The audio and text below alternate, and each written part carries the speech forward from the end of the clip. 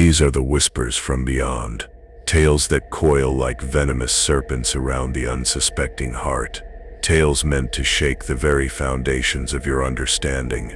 Each one is a shard of a cracked mirror, reflecting a fragmented truth that should perhaps remain hidden, locked away where the sun's gaze never penetrates. But the truth is, once you perceive these shadows, they will claw at the edges of your sanity, leaving you with a persistent restlessness, an unshakable attraction to the unknown. If the spectral touch of the unseen draws you in, if the profound chill of the paranormal beckons your spirit, then know this: every soul that joins feeds the voice that whispers from the darkness. For in these shared echoes, the ancient energies are strengthened, allowing the truths to unfurl. Do you feel this dark message was meant for you?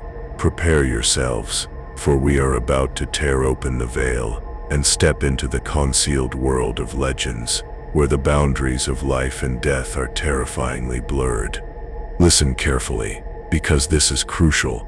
The most ancient voices of the Yucatan Peninsula speak of a time when the sun itself was a novice in warming the earth, a time when creatures of diminutive stature, yet immense magic, were born.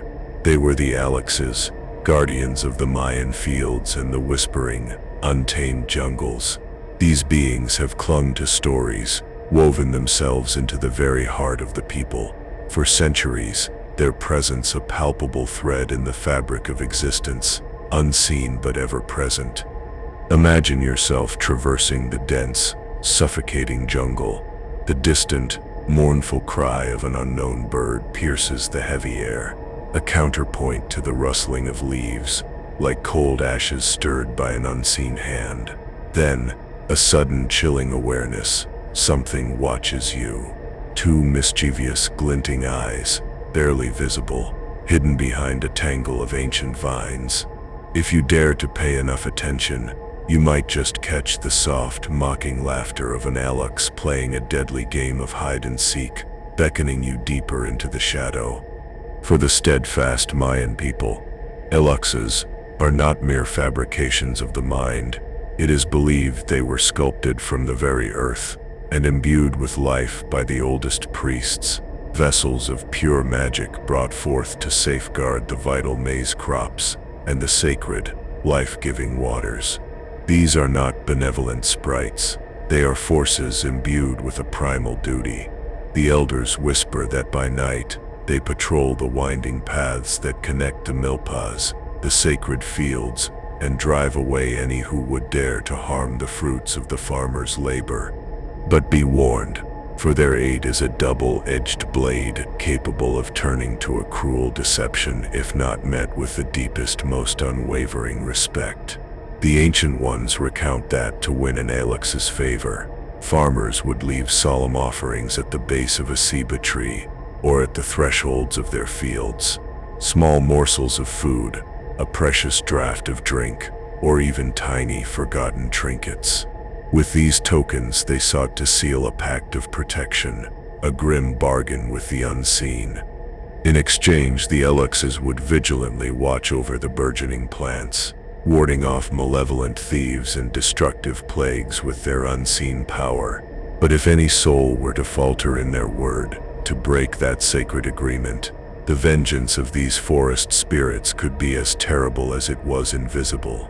From twisting the familiar paths leading home into an endless labyrinth of confusion, to utterly undoing days of painstaking labor, leaving ruin in its wake, the omens were unmistakable. There are those who swear they have witnessed their minuscule footprints at dawn, pressed into the soft earth after a night's rain, accompanied by a faint, breathy murmur that vanishes into the morning mist, like a ghost's last sigh. Others claim that on certain nights, when the moon hangs full and heavy, faint giggles and hurried, unseen steps are heard, their source never fully revealed, leaving a persistent restlessness. This palpable sense of an unseen presence, a chilling awareness that you are not alone, pervades the dense foliage. During the fraught harvest seasons, these accounts multiply like shadows in the encroaching dusk. Farmers, their bodies heavy with exhaustion after endless days under the brutal sun, whisper of catching a fleeting glimpse out of the corner of their eye, a tiny swift figure darting through the maze stalks, disappearing without a trace. A disturbing thought. Perhaps the unseen guardians are more numerous and more watchful than we could ever truly comprehend. Sometimes, after an unexpected deluge, these same weary souls return to find their fields inexplicably greener, more vibrant, and healthier than any natural growth could account for. Thanks to the Elex, some will whisper, a tremor of gratitude and fear in their voices, their eyes darting towards the darkest edges of the tree line.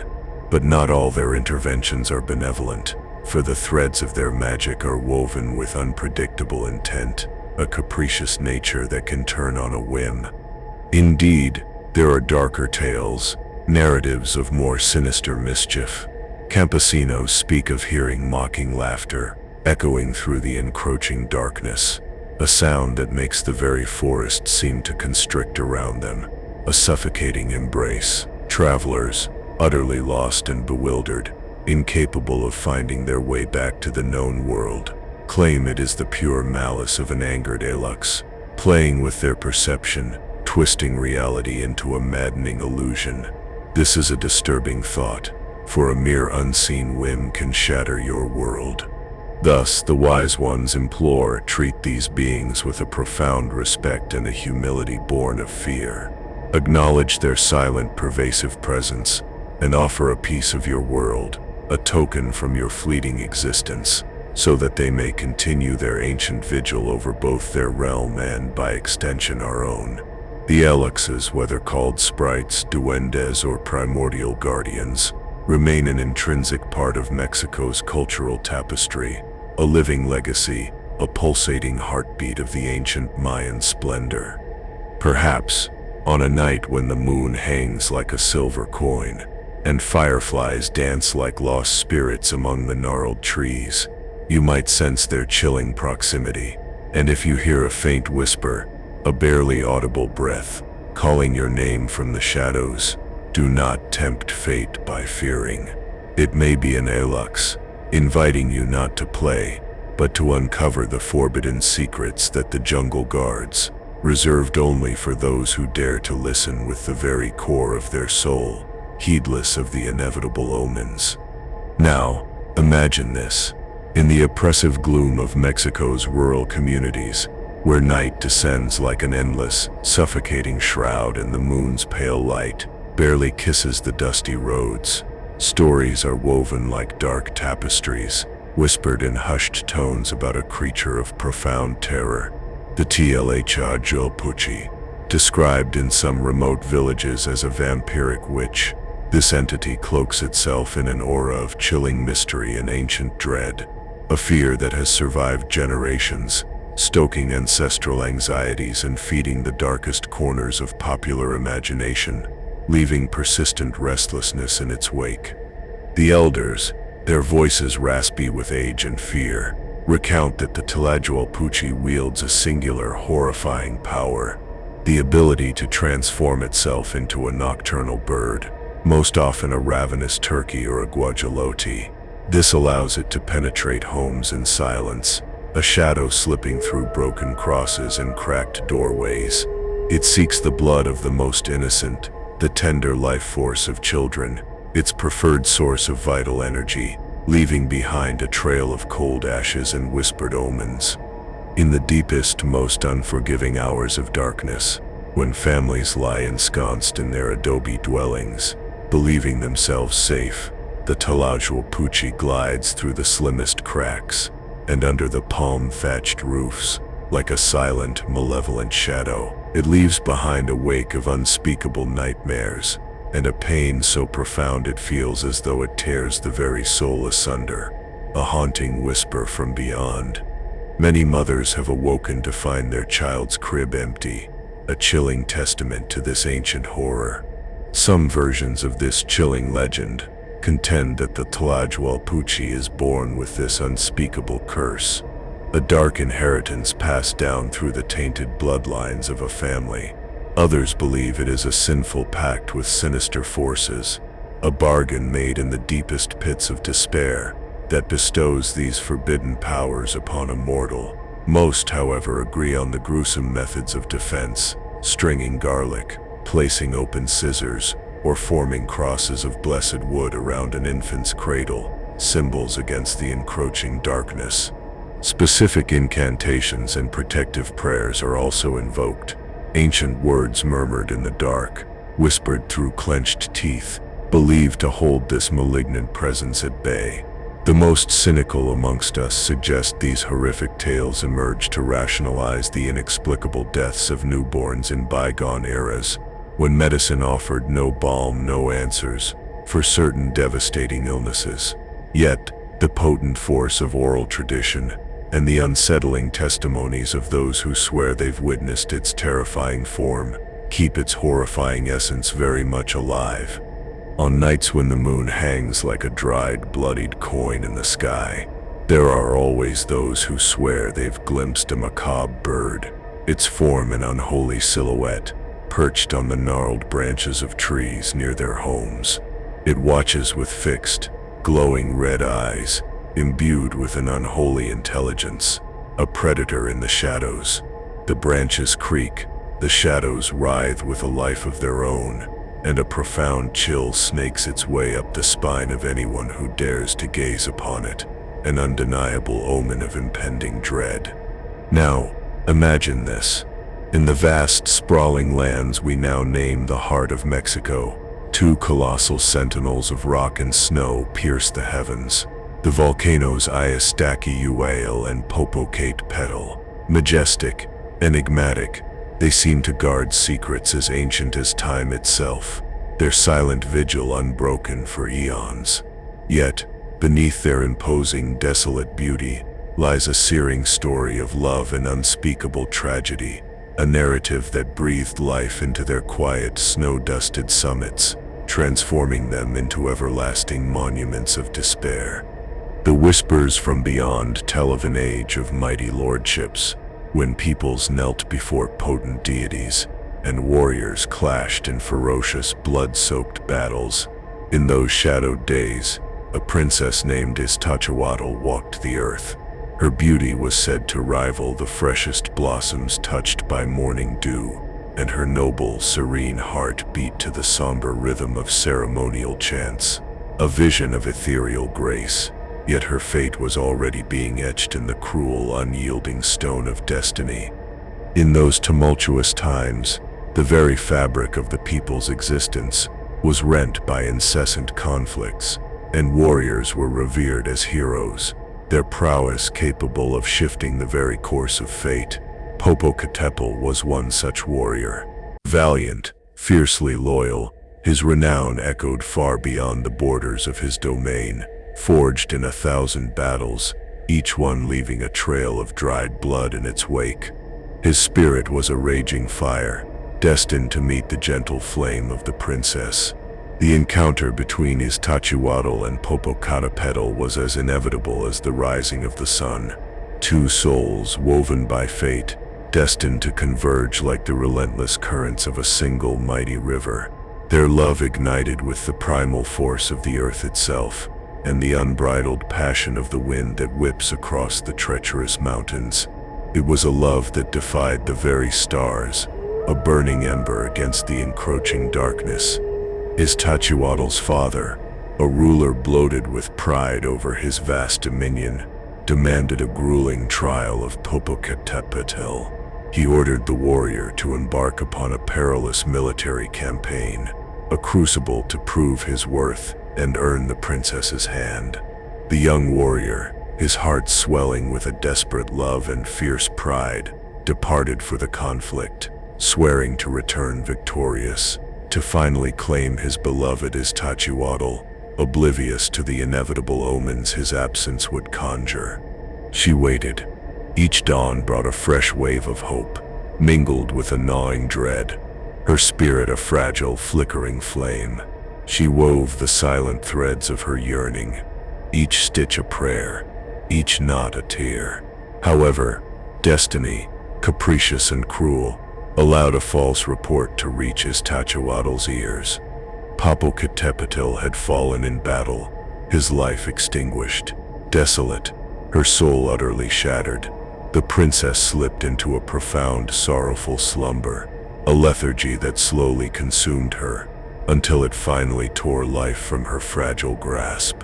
The whispers from beyond tell that on the night she drew her last, agonizing breath, the very sky bled a crimson hue, as if even the clouds wept for her departure. When the valiant warrior returned, triumphant, his soldiers marching in the shadow of his glory, he found a palace drowning in an ocean of grief. Upon learning of his beloved's death, a pain so profound, so absolute, fell upon him, a devastation no war had ever inflicted, shattering his heart like a cracked mirror. With Iztaccíhuatl's lifeless body cradled in his arms, Popocatépetl embarked upon a long, torturous pilgrimage, searching for a sacred resting place to watch over her eternal slumber. At last, he discovered a silent, towering mountain, where he gently laid the princess, with a devotion that transcended death. The legend recounts that the gods, moved by this love that dared to defy mortality itself, draped Iztaccíhuatl in a pristine shroud of snow, transforming her into the majestic sleeping mountain, an eternal sentinel. Popocatépetl, utterly incapable of separating himself from his beloved, remained by her side, standing as a new unbreakable guard, his heart, burning with a contained fury against the cruel hand of fate, transmuted into the active volcano, which from time to time exhales fumaroles, like the agonizing sighs of his undying love and his unyielding ancient rage. The air around it still carries the cold ashes of his eternal lament.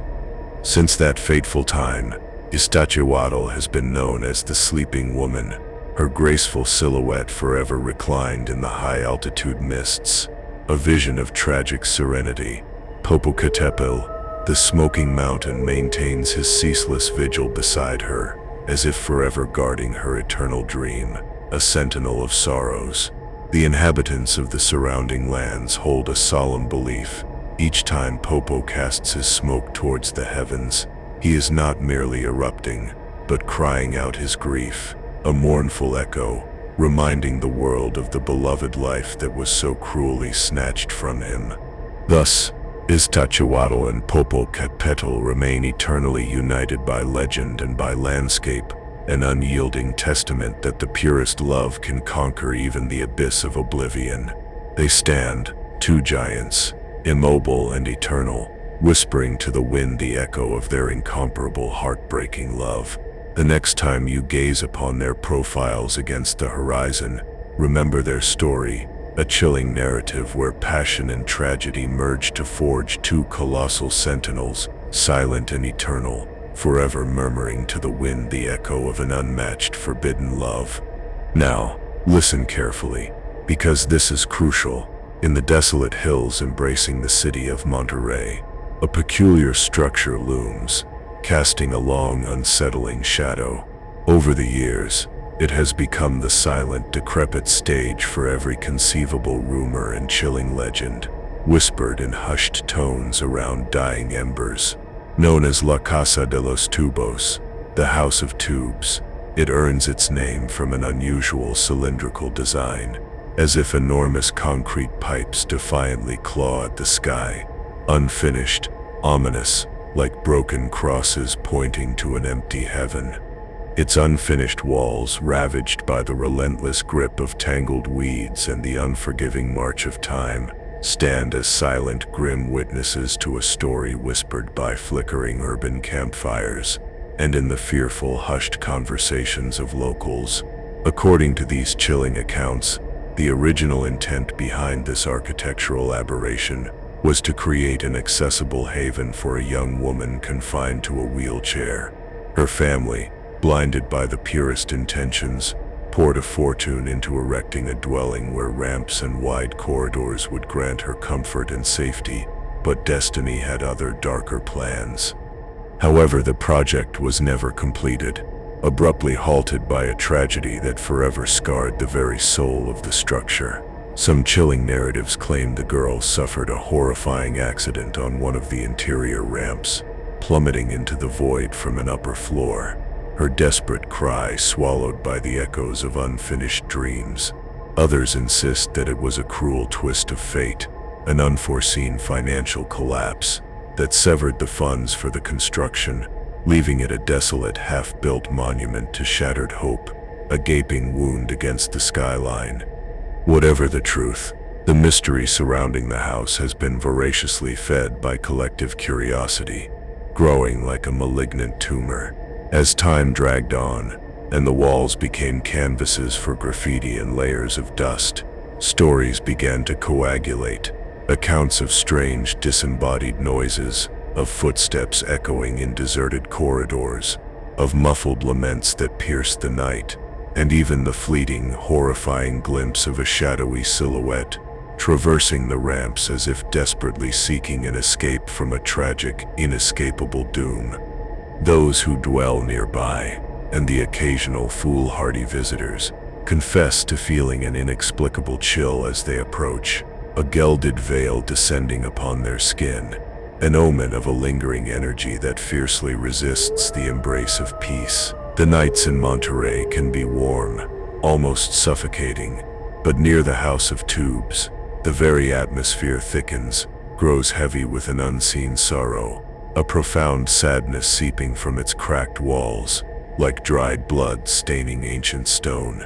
Many curious youths, drawn by the irresistible lure of the forbidden, have dared to venture into its skeletal ruins, armed with flashlights and cameras, desperately hoping to capture some tangible proof of the supernatural.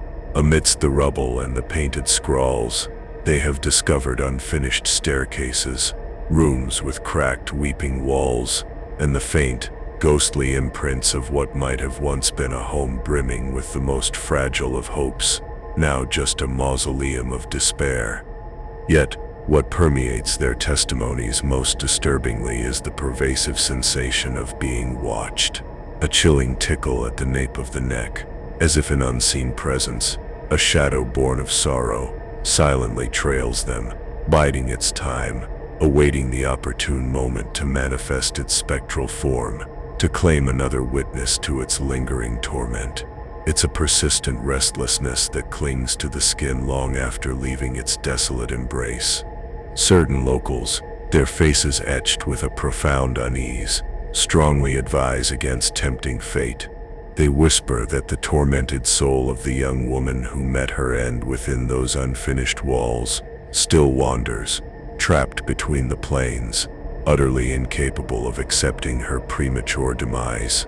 Others speculate that the energy clinging to the place is merely the raw, distilled essence of abandonment and the crushing sadness that remained after the construction ceased, a silent, eternal lament, an echo of pain, they say, which, over the relentless march of years, has transformed into a living, breathing legend. In any case, few dare to deny the truly overwhelming atmosphere of the place. Even now, the house remains in its perpetual state of incompletion. The most audacious souls who have trodden its broken floors and dusty ramps agree on one chilling detail. As night descends, the structure itself seems to come alive, projecting contorted shadows that writhe upon its barren walls. And though the vibrant, bustling city continues its relentless march at the base of those haunted hills, the solitary skeletal silhouette of the House of Tubes endures, a grim monument to misfortune and an impenetrable mystery. Yes, the legend perseveres, alive and festering in the collective imagination, whether a cautionary tale, a dark warning, or the faithful testament to an energy that finds no repose. The House of Tubos has earned its rightful place in the darkest chronicles of Monterey, a chilling whisper from beyond. As in all such cases, the tangible and the spectral intertwine, inviting the curious or the foolhardy to ponder if indeed some structures can forever retain the dying sighs and bitter memories of those who briefly inhabited them. or of those who were never truly able to depart. The cold ashes of their lives cling to its very essence, an enduring testament to a tragedy that defied the natural order, leaving behind an inescapable omen. Now, imagine this. In the ancient beating heart of Querétaro, amidst its cobblestone alleyways and venerable colonial structures, stands a grand casona. Its thick ancient walls, like silent sentinels, guard one of the region's most profoundly unsettling narratives, the chilling legend of La Zacatecana. The name itself refers to an enigmatic woman, a whisper from a distant land, who arrived in this city with her husband, seeking prosperity, a fresh beginning, a new dawn. Little did they know, destiny had already woven for them a path stained with mystery and unspeakable tragedy. The story, told in hushed tones, claims the couple settled into a majestic house, its high ceilings and expansive corridors, a delicate balance of light and suffocating shadow. Initially, their lives appeared peaceful, a quiet existence. Yet, whispers soon began to slither through the neighborhood like venomous snakes, revealing a turbulent hidden reality behind those imposing walls. Neighbors spoke of arguments, sharp and cutting, muffled behind locked doors, of uncontrollable jealousy, and tensions so palpable they could be tasted even from the street, seeping through cracked mirrors and creaking doors. It is narrated that La Zacatecana began to harbor dark suspicions, a creeping dread that her husband was unfaithful. Her jealousy burned within her, a consuming inferno impossible to quell, turning her heart to cold ashes. Day after day, the resentment deepened, festered like an open wound, until one fateful night, blinded by an all-consuming fury and raw, guttural despair, she committed the unthinkable. She brutally murdered him. The body of the unfortunate man vanished without a trace, his belongings following suit. The exact location where she concealed him remains an unspoken secret, forever lost to the shadows. However, the spilled blood did not stay silent for long. It attracted the insidious murmur of popular gossip and the sharp, scrutinizing gaze of the authorities.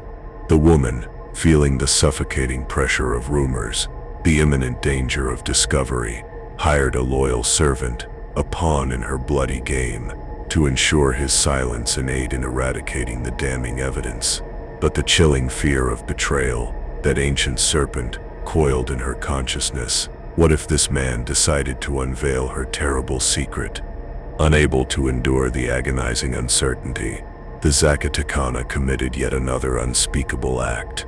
She also silenced her accomplice, concealing his body in some recondite, forgotten corner of the house, a dark secret buried within its very foundations. From that moment, the dwelling became saturated with a palpable, somber atmosphere. The woman's figure, once elegant and haughty, was now utterly consumed by a corrosive guilt and an all-encompassing terror, her soul trapped in a living nightmare, leaving only inevitable omens. Soon, the neighbors began to whisper about the inexplicable disappearances of both the husband and the servant, their suspicions coalescing around the taciturn lady who haunted the corridors, her face pale, her gaze possessing a disturbing, disquieted gleam. The legend concludes that La Zacatecana ultimately met her own end within that same casona, devoured by an insidious madness, or perhaps a victim of the vengeance of her own tormented victims, her fate mirroring the cracked mirrors she once passed. Since then, it is chillingly said that her tormented spirit still wanders through the hallowed hallways, utterly incapable of finding the peace denied to her in life, her ghostly presence, a persistent restlessness. There are those who claim to have heard hurried footsteps in the dead of night, the faint, rustling echo of her skirts brushing against the floor, or even to have glimpsed a feminine shadow, moving with a terrifying stealth in the upper windows, forever seeking something she lost. Today, the house has ironically transformed into a macabre tourist attraction. Its grand colonial-infused halls, while preserving their historical aura, also retain an unsettling chill, as if in every forgotten corner, the memory of an unforgivable sin still resides, a dark stain that time cannot erase, a permanent whisper from beyond. The guides, their voices solemn and laced with a morbid fascination, recount the gruesome history, starkly reminding visitors that human passions can be as lethal as any ancient weapon, leaving behind a trail of dried blood. Now, imagine this. Amidst the cobblestone arteries of Mexico City's historic center, where the solemn weight of colonial architecture grapples with the relentless pulse of modernity, a chilling tale persists, one that sends shivers down the spines of those who traverse its paths on the most silent, desolate nights. This is the legend of Don Juan Manuel, a figure whose infamous reputation of having bartered his very soul for vengeance or lost happiness has solidified him as an inescapable phantom in the capital's dark folklore, his essence an eternal cold shadow. The whispers from beyond tell of Don Juan Manuel, a nobleman of the highest standing, a man of immense wealth and a life steeped in privilege. Yet, his earthly joy was tragically shattered when a cruel twist of fate ripped away the love of his life. Desperate, utterly consumed by an unbearable grief, it is said he sought in the blackest arts what reality could not grant him, a way to reclaim his lost happiness, or at the very least, to exact a terrible vengeance upon those he held responsible for his sorrow. In the silent, suffocating clamor of the pre-dawn hours, he forged a sinister pact, a bargain with unseen forces that would forever brand his existence and stain the collective memory of the city, leaving an indelible mark. From that moment, the legend asserts that Don Juan Manuel roams the desolate streets of the historic center, with but one chilling question upon his lips, a breath from the other side. ¿Qué hora es? What time is it? A question laden with an inevitable omen. To anyone who dares to answer, destiny reserves a tragic, horrifying end. Some accounts tell that upon hearing the fateful reply, Don Juan Manuel would draw his sword, a blade sharp with grief, and instantly cut down his victim, convinced they were the very man who had robbed him of his happiness. Others whisper that in that very instant, a supernatural force is unleashed, trapping the unfortunate soul in a deadly, inescapable enchantment, their spirit dissolving into cold ashes. However it unfolds, the echo of his solitary footsteps resonates through the narrow, winding streets, along ancient walls where the dim light of gas lamps merely sketches out ghostly shadows, like apparitions. Those who walk these paths in the late hours even today confess to feeling an icy shiver at the mere thought of a figure, clad in funereal black, emerging suddenly from the gloom, demanding the time with a haunted voice and feverish, burning eyes, his gaze like a broken cross fixed upon their very soul. The most superstitious among them prefer to maintain a terrified silence in the face of such a question, fearing that a single uttered word would be enough to unleash unspeakable misfortune, to seal their doom. Over the centuries, the chilling narrative of Don Juan Manuel has deepened, acquiring new, sinister variations. It has been said his spirit finds no respite, condemned to wander eternally until he unearths the true culprit of his agony, or until a courageous soul dares to confront the dark power that binds him, an attraction to the unknown. Others insist that after each midnight bell tolls, an invisible clock marks the relentless countdown of his torment, and that its tolls resonate only within his ears, a constant, maddening reminder of the cursed pact he forged, each chime a whisper from beyond. Thus, the legend of Don Juan Manuel endures, a living entity in the city's memory, a grim reminder that ancient alleyways hold stories of love, revenge, and a consuming darkness that transcends time, a persistent restlessness clinging to the very air. Perhaps, the next time you walk those very streets, amidst the distant murmur of unseen passers-by and the mournful whisper of the wind. You might imagine hearing the faint brush of a cape and the chilling question hovering in the heavy air. Que hora es? And perhaps you will feel an icy tremor as you ponder what you would answer if that mysterious, tormented gentleman chose you to unravel his eternal condemnation, a profound chill seeping into your very bones. Now, imagine this.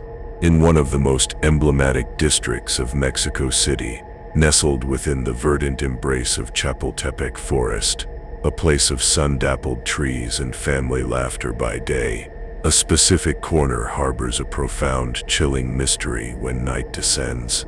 It is colloquially known as La Casa de la Tia Tonia, a site where boundless generosity and unspeakable tragedy are entwined, a tale whispered in hushed, fearful tones through generations, its echoes leaving persistent restlessness. The stories say that Tia Tonia was a woman of immense kindness, possessing a considerable fortune. She chose to dedicate her wealth to aiding young people grappling with economic hardship and familial strife. She flung open the grand doors of her spacious home, situated on the very edge of the forest, offering shelter and sustenance to those who had nowhere else to turn. For a time, the residents resonated with laughter and the warmth of souls who had finally found sanctuary, a fleeting moment of peace before the inevitable omens. However, Tia Tonia's profound benevolence became irrevocably stained by misfortune. Some versions of the chilling legend point to a gradual escalation of tension within the house over the months. The rumors hiss that some of the youths began to display a profound ingratitude, their hearts festering with inexplicable resentments. Though Tia Tonia tirelessly attended to their needs, arguments and bitter quarrels became terrifyingly frequent, each one a crack in the mirror of her generosity, a whisper from beyond. One night, in a savage frenzy, several of those very youths violently attacked the woman who had given them so much, cruelly extinguishing her life in a brutal, horrifying manner. Other narratives, however, contend that it was Tia Tonia herself who, utterly overwhelmed by emotional exhaustion and the spiraling chaos under her roof, succumbed to a creeping, suffocating madness. In a fatal act, she is said to have murdered one or several of the young people before taking her own life, leaving behind only cold ashes and dried blood. The chilling uncertainty surrounding which version holds the truth has only stoked the flames of the legend, allowing each person to embrace the narrative that resonates most deeply with their own darkest fears and morbid fantasies, a profound attraction to the unknown. What remains constant in the collective memory, however, is that after the tragedy, the house descended into a mysterious, haunted abandonment. Its walls became silent, grim witnesses to a bloody event that, it is said, permeated every corner with a heavy, agonizing energy, a permanent whisper from beyond. As years dissolved into decades, the curious and the foolish began to approach the house by night, eager to verify the stories of apparitions and anguished laments that circulated by word of mouth. Many claimed to hear hesitant footsteps in the darkened corridors, as if a lost soul wanders aimlessly. Others swear they see lights flickering on and off in the upper windows, despite the undeniable fact that the place has been devoid of electricity for decades, a terrifying paradox, an omen. But the most oft-repeated account is the faint, yet persistent, echo of a heart-wrenching sob, seemingly emanating from a distant, unseen chamber. Some believe it is Tia Tonia, forever weeping for her tragic fate, desperately seeking solace amidst an eternal solitude. Others imagine it is the tormented souls of the youths, forever wandering, unable to escape that fateful bloody moment, their despair leaving cold ashes in the air, a profound chill that permeates the very air. There are those who bravely venture to say that by day, the house merely hints at its sinister past, a weathered facade, graffiti scrawled upon crumbling walls, and nature relentlessly reclaiming every space. Yet, as night falls, everything undergoes a terrifying metamorphosis. The shadows appear to twist and writhe with a life of their own, and the silence becomes so suffocatingly dense that any sound, no matter how faint, reverberates with an undeniable supernatural resonance, a deep attraction to the unknown. It is then that the legend fully awakens, and the line between the tangible and the spectral becomes terrifyingly blurred, leaving one in a state of persistent restlessness. Despite the inherent dangers of exploring a crumbling ruin, curiosity has driven many a brave soul to venture into its treacherous corridors. Amidst the debris, the collapsing walls, and an air thick with ancient dust, some claim to have captured blurry figures or inexplicable luminous forms in photographs, spectral evidence of the unseen. Others have fled shortly after entering, profoundly perturbed by an overwhelming sense of anxiety, a visceral feeling of being intensely watched, as if unseen eyes were boring into their very soul, a chilling whisper from beyond. Today, the story of Tia Tonya persists, a living entity within oral tradition. Each person contributes a new, unsettling detail or a different nuance to the legend, but all agree on one crucial, terrifying fact: that place conceals a profound, unhealed pain that time has failed to erase. Perhaps it is the haunting memory of betrayed kindness, or the indelible imprint of the violence that shattered its very walls, leaving dried blood on its foundations. Whatever the truth, the House of Tia Tonya stands as a stark reminder that the delicate line between generosity and unspeakable tragedy can be as fragile as the human will itself. As you traverse Chapultepec Forest by night, with the moon casting its ethereal glow upon the ancient trees, one might feel, in a dark, hidden corner, that Tia Tonya's soul still silently observes, perpetually awaiting the peace that, thus far, appears to have been eternally denied her. Now imagine this: La Rumorosa, a region of brutal contrasts in northern Mexico, where the very wind howls with an almost constant lament between its jagged mountains and sheer cliffs, as if possessed of a voice all its own, a haunting whisper from beyond. This mountain pass, infamous for its serpentine, perilous highway, has borne witness to countless accidents and extreme events over the years, each one a broken cross upon the landscape. But beyond its grim reputation as one of Baja California's most challenging routes, locals swear there is something more, something far more sinister than mere mortal risks at the wheel, a ghost that manifests to those who dare to cross in the suffocating darkness. Imagine yourself navigating this treacherous road as dusk descends.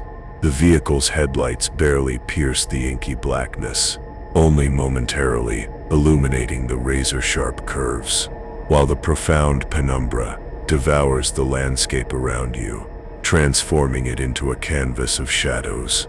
Occasionally, the moon, like a cracked mirror, peeks through the jagged rock formations, sculpted into macabre shapes by the relentless wind and the merciless hand of time.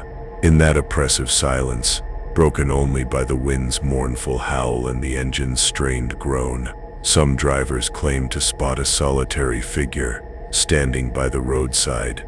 It is said that, in its most frequent manifestation, this spectral entity takes the form of a woman, clad in white or pale, faded garments, gesturing desperately, pleading for help. Her face, perpetually shrouded in shadows, is barely discernible in the oppressive gloom. With an urgency reflected in her frantic movements, she beckons you to stop. Those foolish enough to brave the chill, to break and step out of their vehicle, whisper that the figure simply vanishes without a trace, dissolving into the frigid mountain air, like cold ashes scattered by a sudden gust.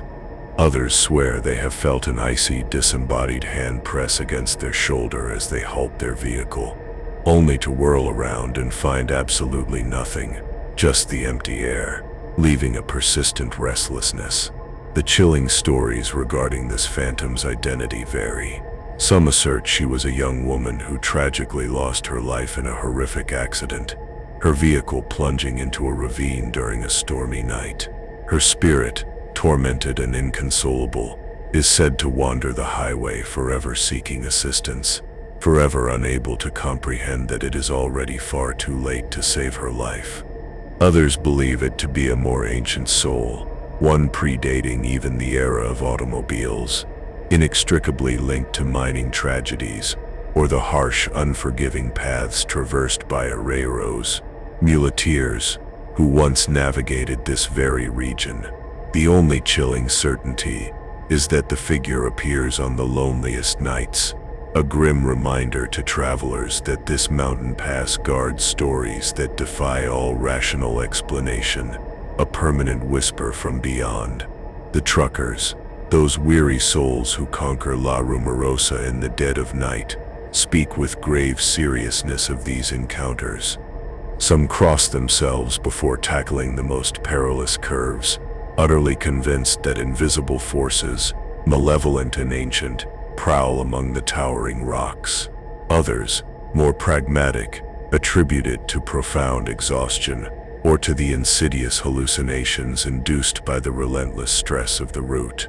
Yet, the testimonies converge on the same unsettling scene: the woman, the sudden profound shudder in the air, and her immediate terrifying disappearance, an undeniable omen of the other side. A chilling sequence of events that, for many, cannot be explained solely by the cold, unforgiving logic of the tangible world.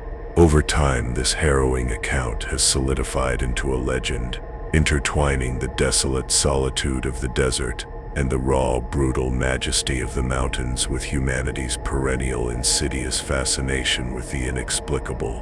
When the sun finally reclaims the horizon, the highway resumes its mundane existence.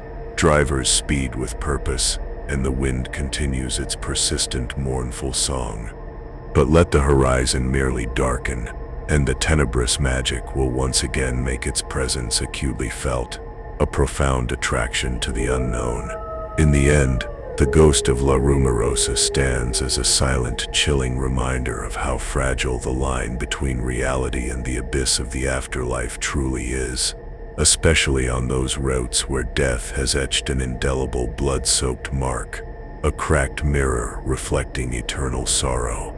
Now imagine this: the colonial streets of Puebla, with their vibrant tiled facades and the echoing ghosts of ancient prayers, safeguard an infinite tapestry of stories, tales that slither between the mystical and the chillingly real.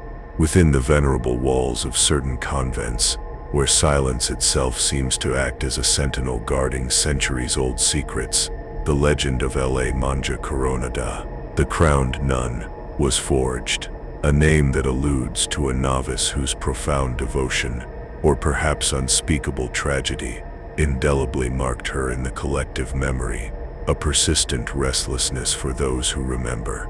It is said that the young woman in question entered an ancient convent in the city, either following the sacred call of faith or bowing to the unyielding mandate of her family.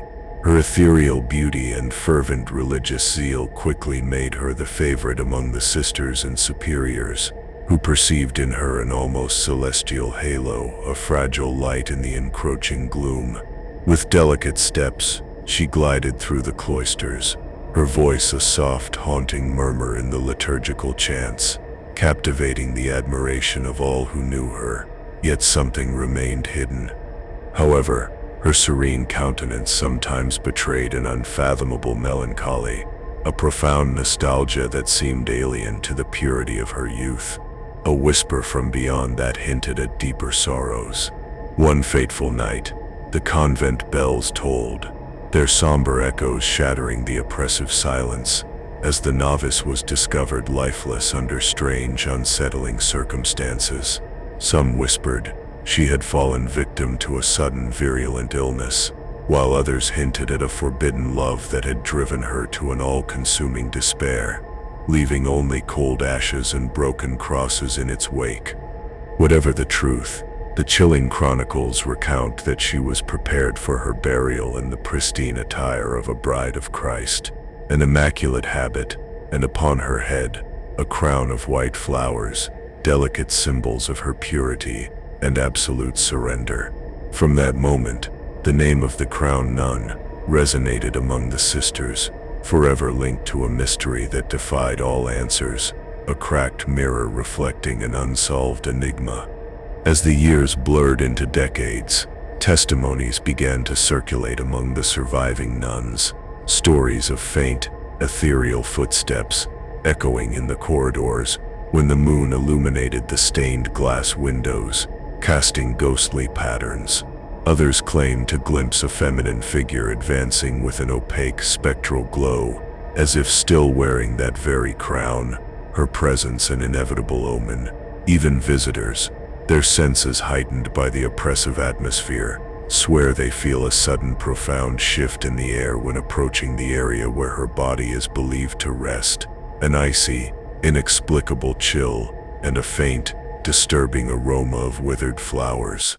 The legend insists that the crowned nun returns to the cloisters she once walked with such devotion, desperately seeking to unravel the enigma of her untimely death, or to finally voice the profound sorrow she could never express in life, her silent cry of persistent restlessness.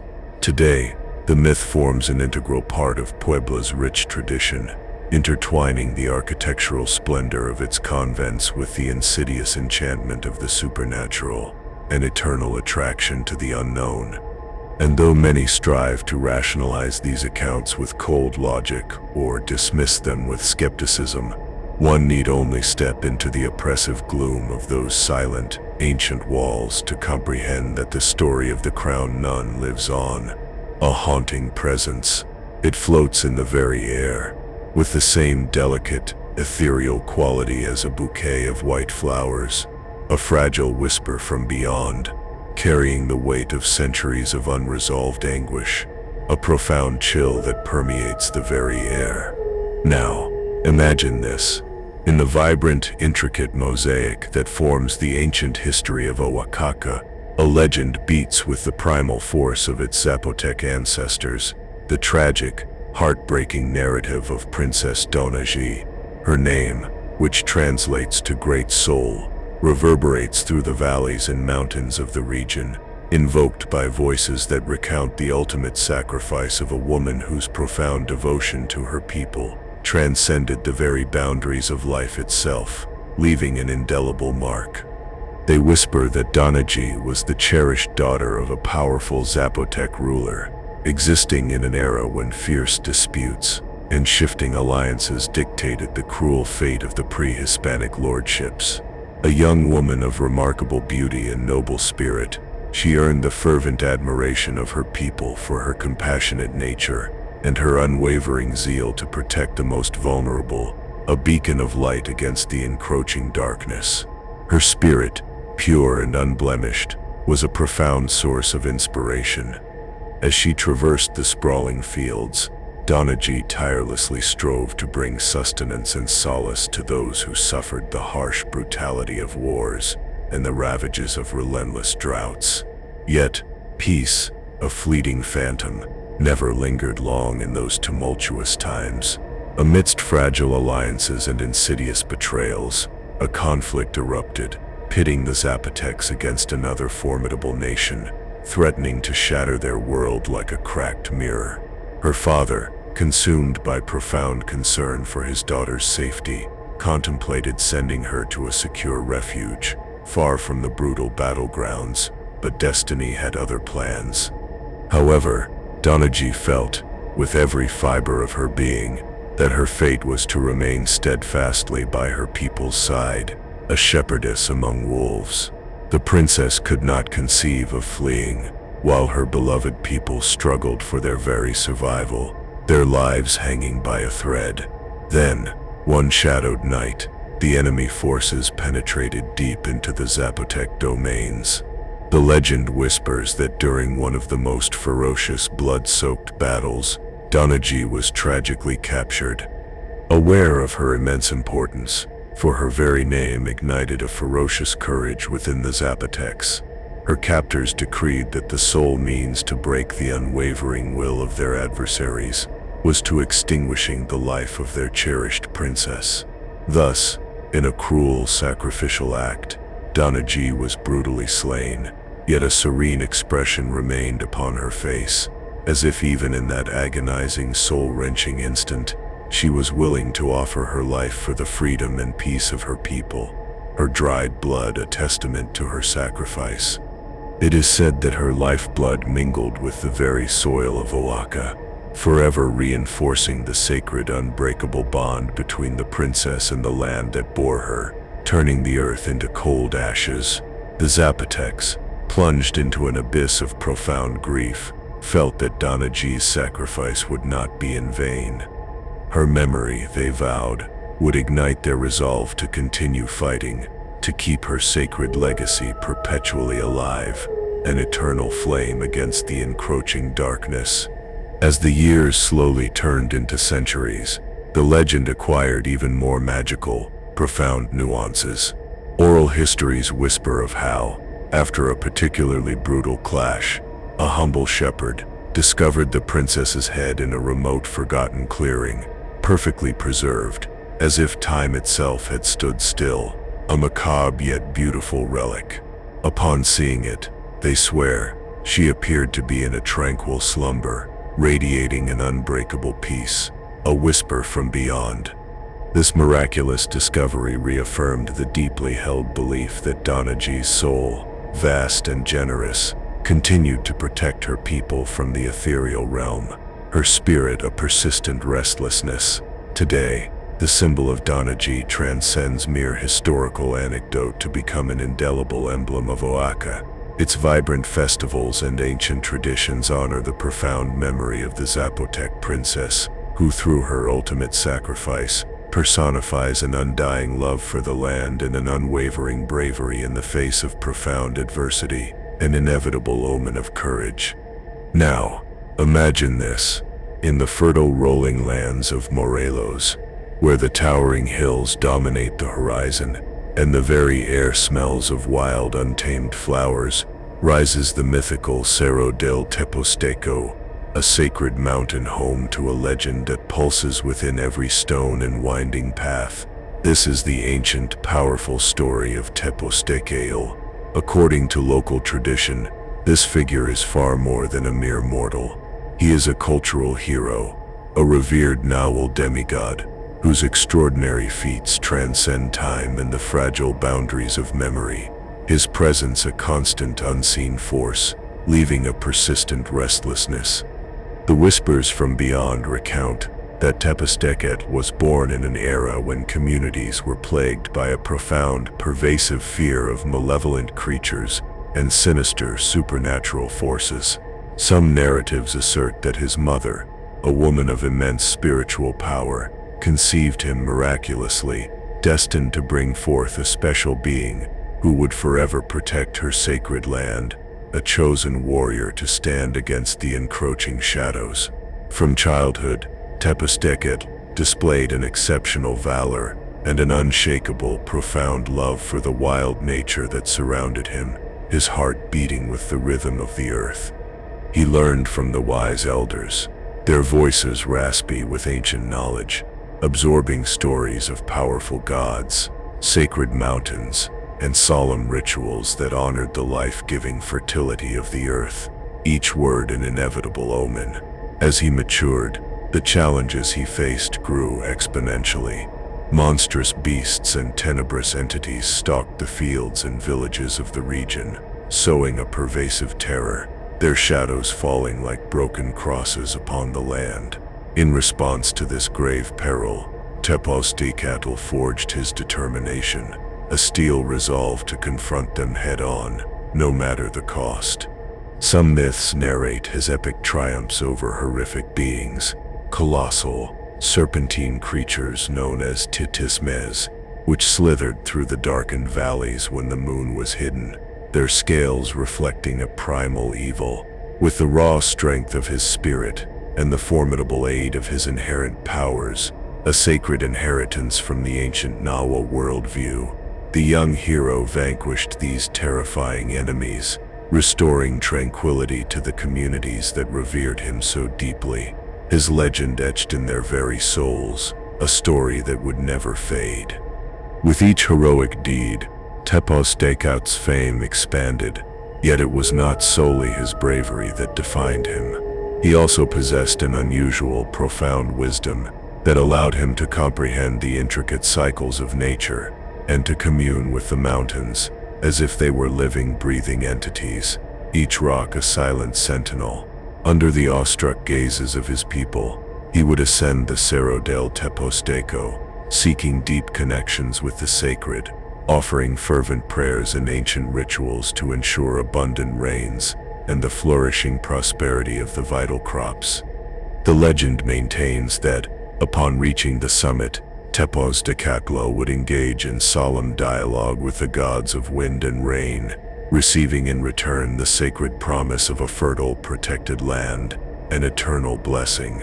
This is why, even today, the vibrant festivals and ceremonial dances celebrated in Tepoztlan commemorate the towering figure of this hero, honoring his enduring legacy of gratitude and profound respect for the natural world, his spirit a permanent whisper from beyond. As time relentlessly advanced, the myth of Tepos Dekatl merged inextricably with the very identity of the pueblo, and many still feel that his spirit, an unseen force, lingers among the jagged cliffs and crags that watch over the valley, his shadow like a protective shroud. Those who dare to ascend to the pyramid of Teposteco, along a winding path that zigzags through the dense foliage, describe a special palpable energy flowing on the wind, a deep attraction to the unknown. Some affirm they perceive an ancestral voice, like a faint whisper from Tepos Dekatl himself, inviting them to honor the sacred mountains and to live in profound harmony with the untamed, ancient nature. Thus, the legend of Tepos Dekatl transcends centuries, becoming an essential, vibrant part of Morelos's folklore. It stands as the living testimony of a hero whose unwavering determination, profound wisdom, and boundless love for the earth are reflected in every traditional celebration and in the deep reverence the inhabitants profess for their environment, an undeniable echo. As one gazes upon the imposing hill that dominates Tepoztlan, one cannot help but conjure the image of that valiant young man, his eyes burning with an inner fire, his heart untamed and fierce, continuing his eternal vigil over the valley that offers him such unwavering devotion, his spirit a persistent restlessness.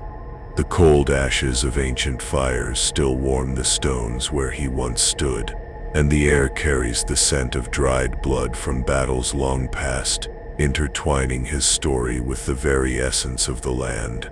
Now listen carefully, because this is crucial. Looming over the silhouette of Zacatecas, dominating the horizon with an almost mystical presence, rises the imposing Cerro de la Bufa, its craggy rock formations, sculpted by the relentless hand of history and the ceaseless wind, seem to guard secrets that stretch back to the colonial era, when the feverish allure of silver drew adventurers, desperate miners, and ruthless conquistadors to its barren slopes.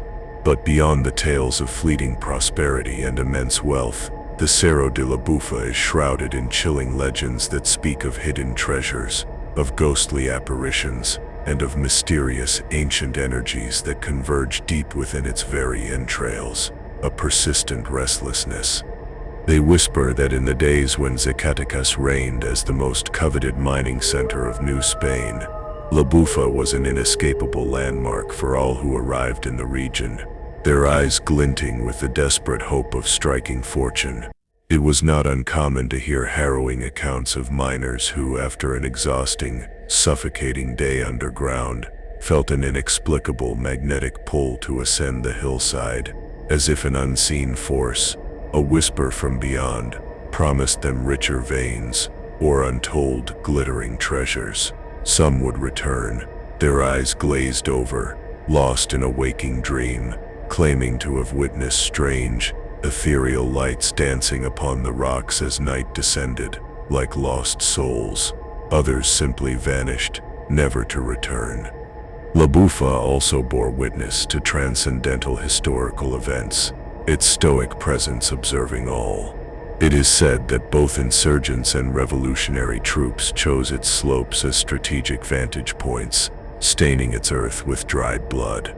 However, its deepest secrets are not confined to official history books.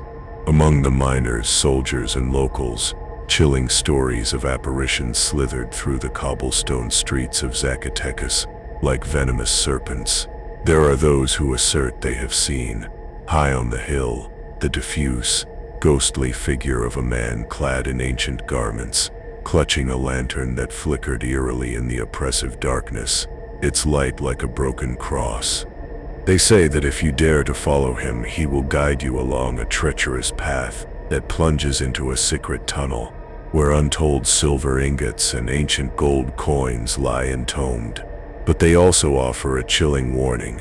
The price for obtaining such a treasure may be as high as your very sanity, for the guardians of these depths demand more than mere coin. Not only the spirits of long-dead explorers and miners seem to inhabit this place, some legends speak of ancestral energies inextricably linked to the very rocks themselves, a profound primal magnetism that pulses through the ground beneath your feet, a tingling sensation that creeps up your soles. The most sensitive among them swear that on certain designated dates, such as the eerie night of San Juan, or during the unsettling phenomenon of eclipses, the hill itself awakens, unleashing torrents of unseen force that can envelop anyone foolhardy enough to spend the night upon its slopes, leaving a profound chill. Some describe it as a mystical communion with nature, a profound spiritual connection. Others, however, claim to have experienced terrifying visions and heard disembodied voices, ancient whispers from beyond, murmuring in forgotten tongues, driving them to a state of persistent restlessness. Among the most chilling popular legends is that of a subterranean passageway, a hidden tunnel said to connect the Cerro de la Buffa with other nearby mines and hills. This secret passage, supposedly constructed under the command of powerful magnates of the era, is believed to harbor not only immeasurable riches, but also deadly traps and spectral guardians, sworn to protect it from all intruders. In many accounts, whoever discovers the entrance is lured by the dazzling gleam of chests overflowing with jewels, only to realize, as they reach out to grasp a single gem, that the very walls seem to shift, and the path to escape vanishes, trapping them in an endless, suffocating labyrinth, their hopes turning to cold ashes. Those who visit the Cerro de la Buffa by day may be dazzled by the panoramic vista of the city and its terracotta rooftops, able to contemplate the vestiges of ancient constructions and feel the fresh, crisp air that sweeps through the Sierra. But when twilight drapes Zacatecas in its golden shroud, the atmosphere undergoes a profound, unsettling transformation. The shadows lengthen, contorting into monstrous forms, and the hill itself seems to awaken with a more ancient primal life, as if dormant forces stir within, whispering dark tales of gold, silver, and the dried blood spilled upon its ancient stones, an undeniable attraction to the unknown. Today, the Cerro de la Buffa is a highly frequented tourist destination, accessible by the famous cable car or by steep, winding paths. However, the Zacatecanos, those whose very blood pulses with ancient traditions, know that behind the festive facade and the constant stream of visitors, a veil of chilling mystery endures. For La Buffa is not merely a geological formation, it is a living symbol of the city, an eternal sentinel that has borne witness to countless battles, celebrations, and unspeakable tragedies, its silent presence an inevitable omen.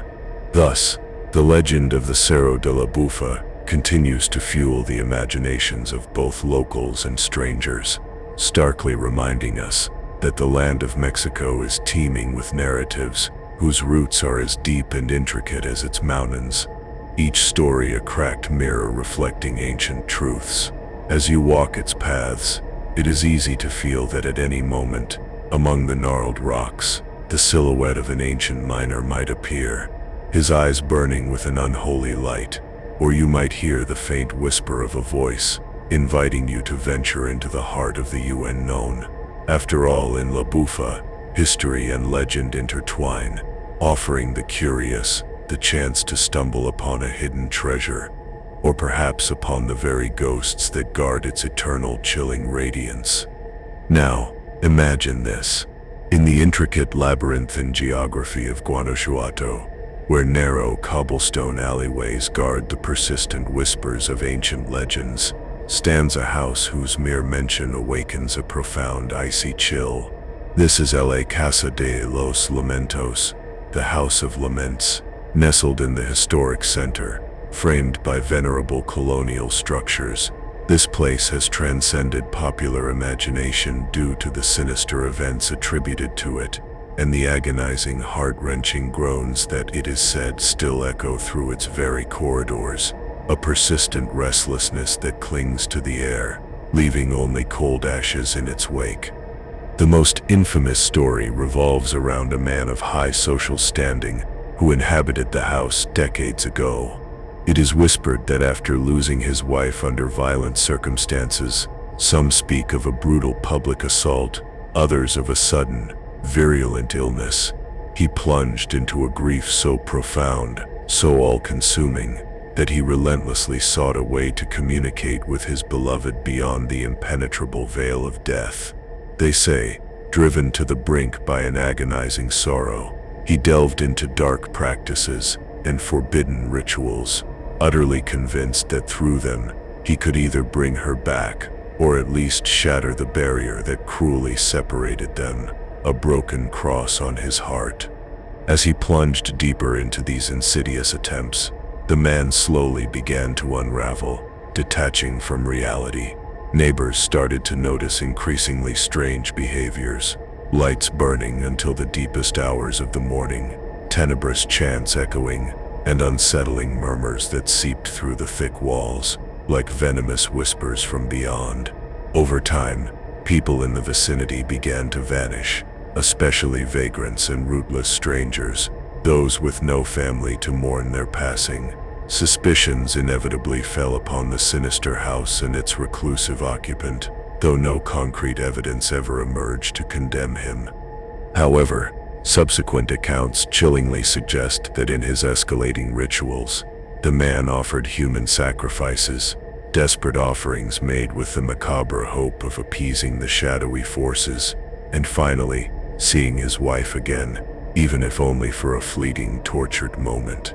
Some visitors who in the 20th century dared to enter the casona swore they felt unsettling presences and heard agonized moans that seemed to emanate directly from the ancient walls, a profound chill seeping into their very bones. Some recount feeling a sudden icy coldness in the middle of a scorching afternoon, as if an invisible hand brushed against their shoulder, a spectral touch. Others, more skeptical, attribute these testimonies to mere suggestion and the house's notorious reputation. Yet, few dare to deny the oppressive atmosphere that pervades the rooms, as if the very walls still held the agonizing memory of the painful events that transpired there, a haunting whisper from beyond, an attraction to the unknown. The legend gained even more terrifying traction with the discovery of human remains on the property.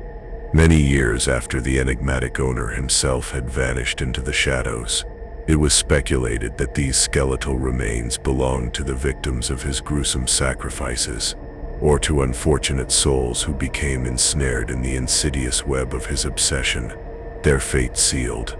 From that moment, the house's reputation solidified as a cursed place, where pain and weeping seemed to be inextricably embedded in the very air, its essence like dried blood on stone.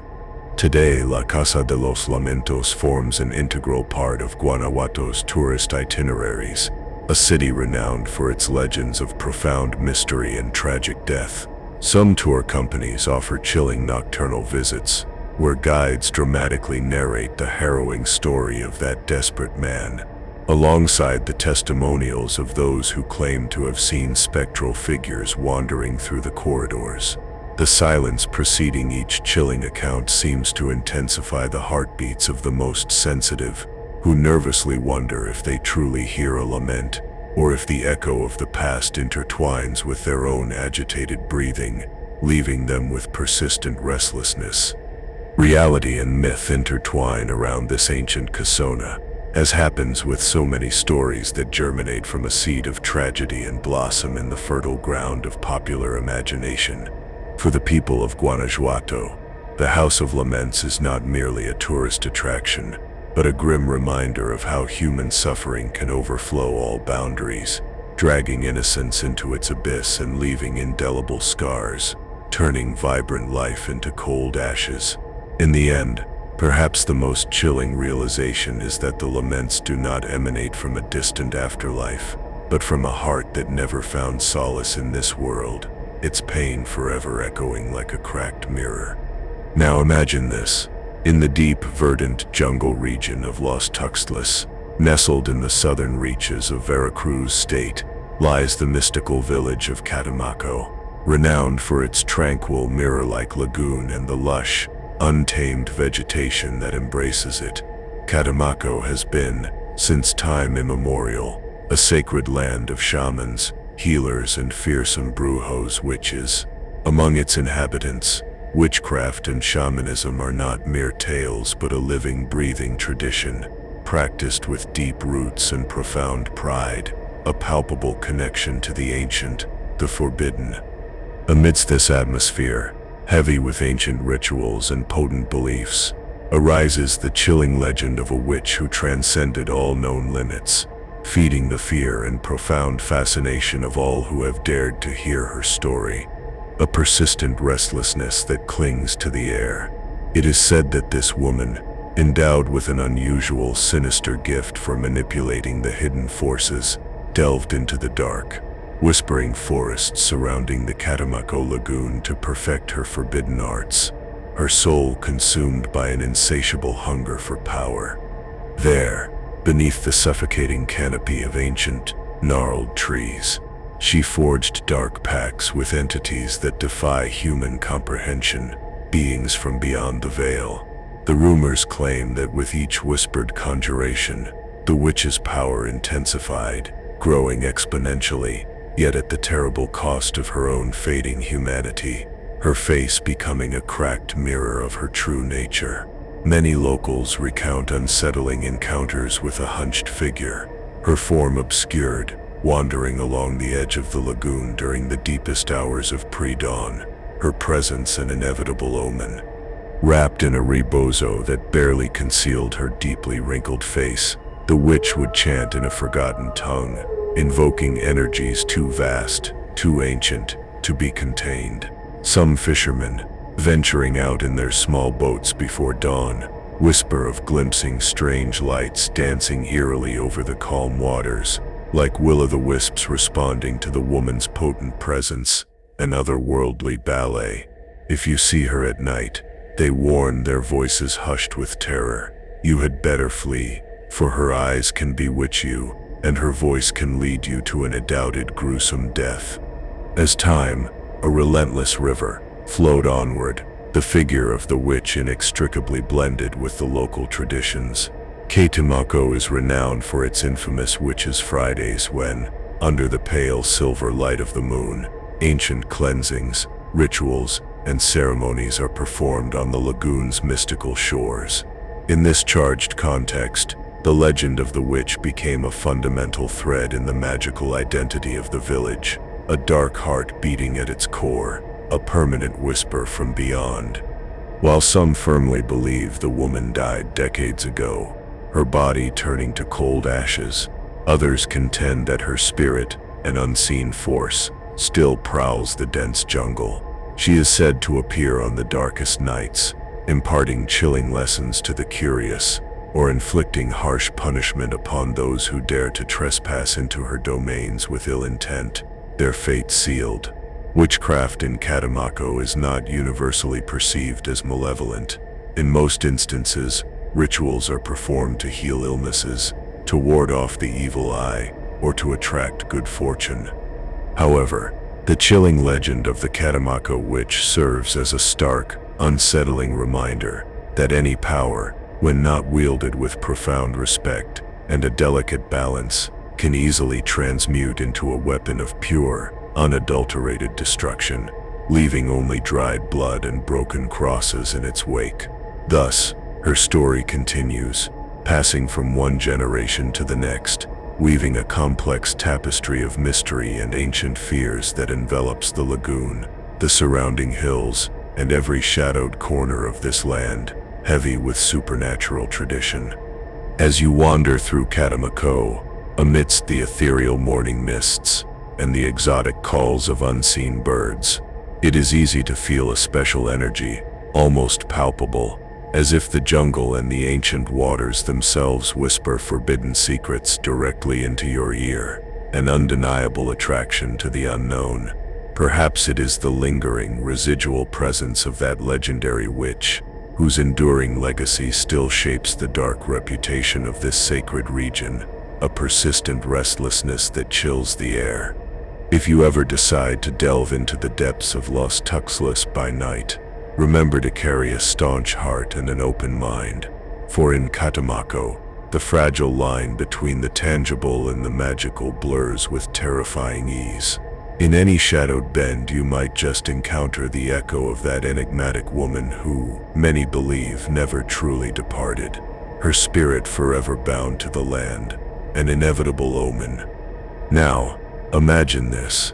In the ancient, shadowed byways of Mexico City, where the heavy legacy of the colonial past intertwines with the relentless pulse of modernity, in a labyrinth of twisting streets and narrow alleyways, there exists one passage in particular that seizes the attention of any soul brave or foolish enough to traverse it by night. This is El Callejón del Aguacate, the Avocado Alley, nestled in a historic zone, surrounded by houses whose thick, ancient walls seem to guard centuries of secrets. This constricted passage has fueled countless chilling tales. None, however, are more profoundly unsettling than the story of a child whose spirit, it is said, wanders restlessly through the place, a persistent restlessness, his silent cries an eternal whisper from beyond. The elders of the neighborhood whisper that in a time long past, a reclusive man lived in one of those houses, a man of unstable temperament, whom profound solitude had rendered bitter and cruel, for reasons that were never truly understood. A child, some say his own son, others a distant relative, or an orphan entrusted to his care, resided with him in that dwelling. As time wore on, people began to notice that the little one rarely ventured out to play, nor did he approach the other children on the block. Occasionally, his fleeting laughter would pierce the air from an open window, but the man would instantly summon him back with a harsh, guttural voice, and the fragile joy would vanish as swiftly as the echo of his hurried footsteps, replaced by a chilling silence. One night, the inhabitants of the neighborhood were jolted awake by piercing, agonizing screams that emanated from the alley. Peeking cautiously from their windows, they barely glimpsed the man's silhouette grappling with the child in the suffocating gloom. No one was brave enough, or perhaps foolish enough, to intervene in time. The unspeakable tragedy was consummated when at dawn, the lifeless body of the small boy was discovered, his innocence extinguished, his presence reduced to cold ashes. The man, for his part, had vanished without a trace, swallowed by the night, leaving behind a profound chill. That horrific event became etched into the collective memory, like a festering wound that would never heal. From then on, El Callejón del Aguacate became imbued with an oppressive, palpable atmosphere. Many people assert that upon passing through it at night, they feel a sudden sharp pang of cold and hear a faint, weak sob, as if a child wept, desperately seeking solace, his cry echoing like a cracked mirror of sorrow. Others have declared seeing a childlike figure peeking from behind a shadowed corner or at the base of an ancient creaking gate, a terrifying apparition. When they approach, the shadowy form simply dissipates into the dense, suffocating silence, leaving only an enduring, unsettling presence. There are those who have chosen to leave small toys or candies in the corner where, according to oral tradition, the tragedy occurred, hoping to appease the profound sorrow of the tiny ghost, to offer a moment of fleeting peace, an attraction to the unknown. Beyond the haunting story of the child, the Avocado Alley is shrouded in other unsettling rumors that only deepen its pervasive mystery. Some mention the spectral appearance of a man clad in ancient attire, perhaps a soldier from bygone eras, who wanders with his face obscured, halting before doors as if desperately searching for something or someone, a lost soul. Others recount that on certain crumbling, peeling walls, stains appear that eerily resemble fleeting, but unsettlingly human, faces or silhouettes, their forms indistinct, yet undeniably there, an inevitable omen. Despite the profound icy shudder it inspires, this narrow passage also draws tourists and the morbidly curious, those who crave the adrenaline rush of the unknown. By day, El Callejón del Aguacate does not seem so different from other colonial corners of the city. Walls etched with ancient cracks, carved wooden doors and small altars that neighbors have erected for various saints, attempting to ward off the pervasive evil. But as dusk descends, the atmosphere undergoes a profound transformation.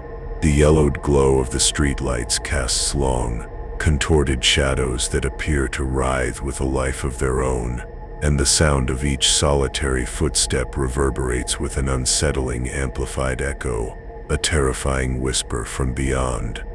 Today, the alley remains an object of paranormal accounts and unsettling urban legends. Many students and youths venture to stroll through it, recounting tales of fear, desperately hoping to capture some tangible proof on their phones or cameras. While it is difficult to separate the cold reality from the insidious fiction, one need only pause for a moment and listen to the wind whisper between the ancient walls for a profound sense of nostalgia and unease to permeate the very air, leaving a persistent restlessness. Now, imagine this. Amidst the dense, suffocating vegetation and the ancient traditions that pulse through the Yucatan Peninsula, a chilling tale is woven, a narrative of a creature as profoundly unsettling as it is darkly fascinating. The Joey Chivo, considered a specific type of Nayul, someone who possesses the uncanny gift, or perhaps the terrible curse of transforming into an animal. This being assumes the spectral form of a phantom goat.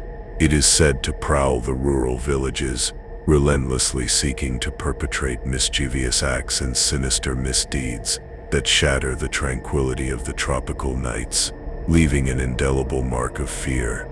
Those who staunchly defend the authenticity of this legend swear that the Joey Chivo is born from the convergence of ancient Mayan magic and a soul utterly consumed by dark, forbidden desires. The myth describes a sorcerer or witch who, through a profound, unholy pact with unknown forces, acquires the terrifying faculty of shape-shifting. Thus, in the suffocating gloom, they transmute into a goat with piercing red eyes and twisted, gnarled horns. Its breath so hot it scorches the very grass, and its trot as silent as the whisper of the wind through dry, skeletal leaves, like cold ashes. For the inhabitants of communities far removed from the city lights, the pervasive presence of the Joey Chivo manifests in a chilling array of inexplicable occurrences. Chickens vanishing from their coops without a single feather left behind, goats waking at dawn with strange, unholy marks etched upon their skin, gardens ransacked, plants violently torn apart, as if something or someone had ravaged them in a furious, unseen rampage during the night. In the darkest hours of dawn, people swear they have heard a guttural sound, a distorted, horrifying bleat that sends an icy chill up the spine and blends disturbingly with the chirping of crickets and the croaking of frogs, an inevitable omen.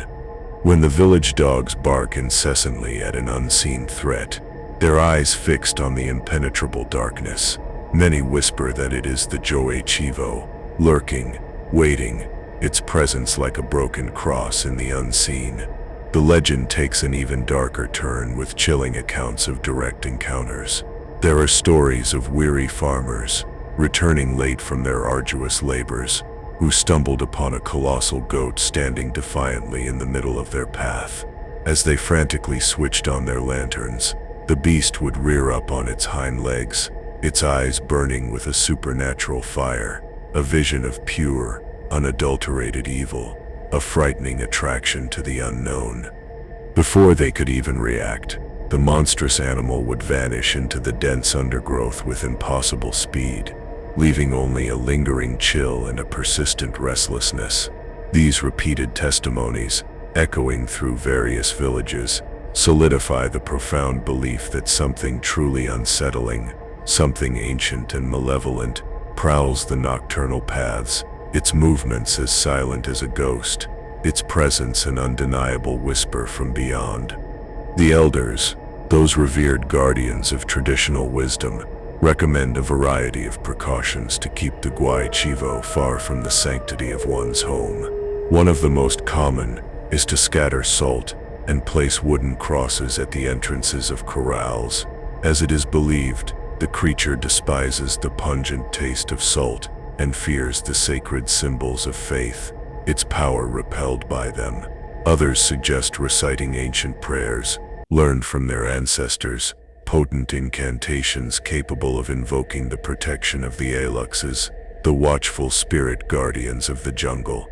It is also whispered that an intense fire, whether from a roaring bonfire or from candles burning brightly on a makeshift altar, will keep the dark beings that prowl the night at bay. While some assert that the Guai-Chivo is merely a cautionary tale invented to frighten children and keep them safely indoors after dusk, many farming families firmly believe the creature is terrifyingly real.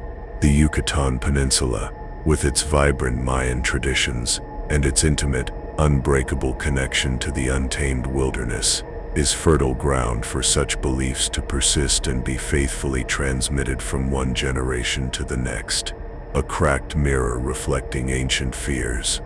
The profound fascination with the Joe-Chivo is not solely rooted in fear. The creature also embodies the chilling possibility of exploring the unknown, of questioning the fragile boundaries between the human and the supernatural, drawing one into the darkness. After all, the Nayul is that liminal figure, a crossroads where the raw power of ancestral magic and the profound mysteries that lie hidden in every corner of the wild converge. Today, in this era of technology and instant gratification, there are still those who, as they traverse the rural roads beneath the moon and the ceaseless chirping of crickets, cannot help but glance nervously over their shoulder. They await a glimpse of those burning red eyes, lurking in the undergrowth, because in the deep, suffocating heart of the jungle, legends still breathe, still move, and the Joe-Chivo, whether myth or terrifying truth, persists as an unsettling guardian of the forbidden secrets that the night and the earth jealously safeguard in the Yucatan Peninsula, a disturbing and thoughtful warning, leaving only cold ashes in its wake. Now, imagine this, nestled deep within the Sierra Potosina, Real de Quatorce stands as an ancient mining town that, despite the relentless march of time and the decline of metal extraction, maintains an ethereal halo of enchantment and profound mystery. This draws visitors from every corner of the world.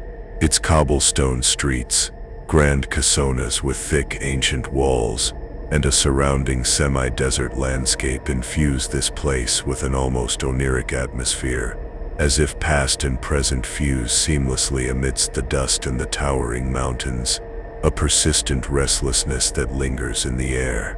And it is precisely in the least trodden corners of its ancient mines, where, they whisper, the duendes, the mischievous, enigmatic sprites, reside. The legends recount that these diminutive beings would reveal themselves to the miners who dared to penetrate the deepest, darkest tunnels. They would either guide them to rich veins of precious metal, or, if disrespected, strip them of their very sanity, leaving them lost in a labyrinth of their own minds, a cracked mirror reflecting madness. It is said that the duendes of real decators are neither entirely malevolent nor purely benevolent. Rather, they act according to the precise behavior of whoever crosses their path, their moods as unpredictable as the shifting shadows. Those who know how to earn their capricious favor, by leaving simple offerings such as morsels of bread, small sweets, or even ancient coins, might receive invaluable hints regarding where to dig, a whisper from beyond. Conversely, anyone who offends or disrespects them may suffer endless disorientation, losing their tools in the dark, or stumbling into sudden terrifying collapses, their lives ending in a pile of cold ashes, an inevitable omen. The oldest accounts speak of miners who, after arduous suffocating days underground, swore they saw agile shadows darting and weaving, scuttling among the rocks barely perceptible. At times they claimed to hear gleeful, mocking voices in the profound darkness, like a taunting murmur that multiplied in the echoing corridors beneath the earth. Some even stumbled upon tiny footprints in the fresh gravel, far too small to belong to any human. And always, there was that chilling, pervasive sensation of being intensely watched, even though no one else was present in the tunnels save for the oppressive silence and the suffocating gloom, a deep attraction to the unknown. Many elder locals still earnestly advise those who explore the ancient mines to always carry a protective amulet, be it a religious icon or a stone imbued with power, for the duendes do not take the arrogance of intruders lightly, their ancient patience as thin as ice. Some tourism guides even share their own unsettling experiences. They affirm that on nights when the moon hangs full and heavy, if one sits in silence at the entrance of an ancient shaft, one can hear sharp giggles and catch the glint of bright, piercing eyes watching from the profound darkness, their presence undeniable. However, no one knows with absolute certainty whether it is truly a duende or merely the imagination, fueled by local legends and the creeping fear, playing tricks. For many inhabitants, these beings are the natural guardians of real decatorse, invisible protectors who safeguard the mineral wealth and maintain the delicate balance between humans and the subterranean world. This is why, in the ancient cantinas and in hushed conversations warmed by a glowing hearth, there are always anecdotes of the miner who prospered thanks to a duende's aid, or of another who fled in terror after witnessing something he could not possibly explain, leaving dried blood in its wake. Ultimately, few things are more profoundly disturbing than becoming lost in a labyrinth of ancient rocks, feeling minuscule footsteps pattering behind you, an unseen presence that chills to the bone. Today, Real Decators has transformed into a pueblo mágico, a magical town, captivating visitors with its colonial architecture, its revolutionary history, and its deep connection to the Huicol traditions of the region. But beneath those hills, in the abandoned mines, a different kind of life seems to pulse, woven from whispers and presences that refuse to reveal themselves in the light of day. Every so often, a curious visitor dares to venture into the depths, seeking concrete proof, though most find only damp walls and sepulchral silence. Nevertheless, the chilling question always lingers, whether in some dark hidden bend, a pair of tiny eyes fix upon the explorer, deciding whether to lead them to a fortunate discovery or to let them wander, lost, until the relentless break of dawn, their persistent restlessness, an eternal struggle in the heart of the mountain. Now, imagine this. In the scorching desert region of Chihuahua, where extreme heat and infinite plateaus merge into a landscape that seems utterly untouched by time, There exists a place that has captivated the world with the discovery of its colossal subterranean crystals, the Nayaka Mine. Beneath its arid, parched surface lies a mineral labyrinth, home to the famed Cave of the Giant Crystals, a natural phenomenon that draws scientists and adventurers alike, a profound attraction to the unknown. However, among the local inhabitants, a tale circulates, capable of freezing the blood even amidst those suffocating temperatures, the chilling legend of La Bruja de Nayaka, the Witch of Nayaka. They whisper that long before the cave was unveiled to the modern world, a woman of mysterious aspect and an unenviable reputation resided in the community near the mine. She was described with long, tangled hair, clad in dark, flowing garments that starkly contrasted with the golden, merciless light of the desert. Some claim she performed strange, forbidden rituals as dusk descended, her movements like shadows in the encroaching gloom. Others attributed to her unusual healing powers, tinged with something sinister. But what most captivated attention was her profound, almost obsessive fascination with the deep, dark depths of the earth, a persistent restlessness driving her. Frequently, she was seen lingering near the mine's entrance at sunset, murmuring incomprehensible words, as if invoking invisible forces from beyond the veil.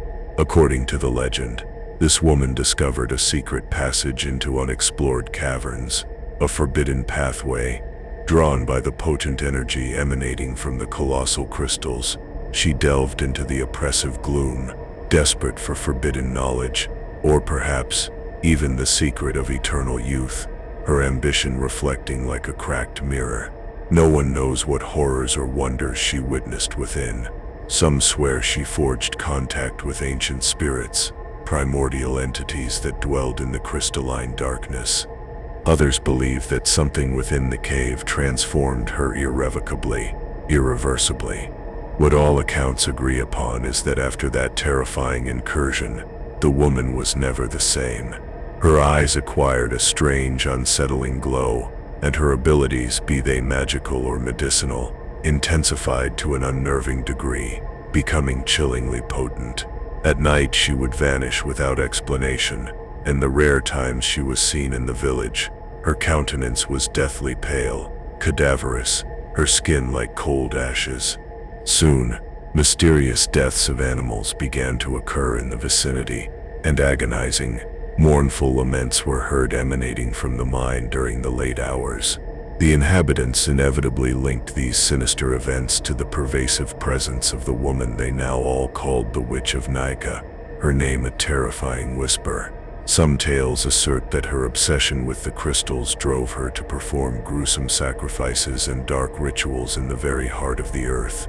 She sought to become the absolute guardian of that natural wonder, employing dark, forbidden forces to sustain her life and to repel all intruders, a terrifying will. It is said that her prolonged contact with these primeval energies utterly consumed her, to the point where she lost all semblance of humanity, her heart becoming a broken cross. Those who attempted to explore the mine at such depths occasionally recounted glimpsing a spectral figure lurking in the distance, or the piercing gleam of intensely red eyes watching them with an unholy fury, an inevitable omen of their doom. As the years wore on, the myth of the Witch of Nayaka continued to grow, festering like an open wound. As the fame of the Crystal Cave spread globally, more people arrived, driven by scientific ambition or simple morbid curiosity. But among the veteran miners, the whispers persisted in the dark corners of the cantinas, tales of inexplicable apparitions in the subterranean galleries, their voices hushed with fear. Some workers claimed to have discovered strange symbols drawn on the walls, alongside half-melted candles and small makeshift altars. Others swore they felt something, or someone, trailing them in the oppressive gloom, provoking a sudden visceral panic that chilled them to the very bone, leaving them with persistent restlessness. Perhaps part of the pervasive fear is due to the extreme, hostile nature of the caverns. The soaring temperatures and suffocating humidity, make exploration incredibly perilous. However, for the popular imagination, that is simply not a sufficient explanation.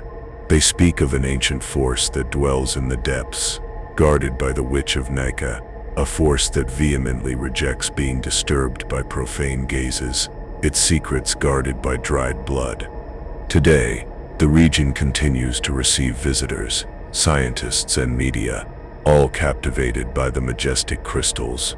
Most leave awestruck, without encountering any vestige of this legendary being. But those who have been connected to the mine for years, whether through family tradition or their professions, keep the myth fiercely alive. They contend that as night descends, if you venture deep enough, you will hear whispers that emanate from no visible source, and perhaps, in the suffocating gloom, you will discern the silhouette of a woman who, with inaudible steps, glides across the giant crystals as if they were a secret path leading to a power that transcends time, an ultimate attraction to the unknown. Thus, the Witch of Nika embodies humanity's profound fear and insatiable fascination with the unknown, starkly reminding us that reason alone is not always sufficient to unravel the enigmas that the earth so jealously conceals. In every grotto, in every crystalline formation, a vestige of the ancestral pulsates, and according to the legend, she remains there, transformed into a dark echo of ambition and the relentless pursuit of the forbidden, forever guarding, from the shadows, the deepest secret of Nika, her soul like cold ashes within a cracked mirror. Now imagine this. In one of Mexico City's oldest, most traditional neighborhoods, an ancient house stands, a source of chilling tales for decades. Infamous for the paranormal events inextricably linked to the Mitos story, this residence has ignited the morbid curiosity of investigators, mystery aficionados, and the brave souls eager to delve into the unknown, a persistent restlessness that clings to its very walls.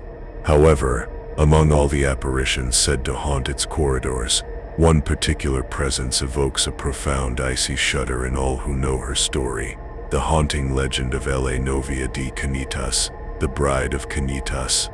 To grasp the genesis of this chilling legend, we must travel back in time to an era when family celebrations were joyous affairs, doors flung open to neighbors, and the vibrant music of mariachis blended with the city's lively bustle. They say that within this very house, a wedding was meticulously prepared, a seemingly perfect union. The couple, deeply beloved by their neighbors, had chosen to seal their love with an intimate ceremony, surrounded by their cherished ones. Everything appeared to unfold as planned, a picture of idyllic happiness before the inevitable omens descended. Flowers adorned the garden, their petals vibrant with life. Tables were meticulously set with immaculate tablecloths, and guests danced merrily to joyful songs, their laughter echoing through the halls. The bride, a young woman of gentle demeanor and a generous heart, wore a pristine white lace gown, adorned with delicate shimmering threads that seemed to dance with her every step.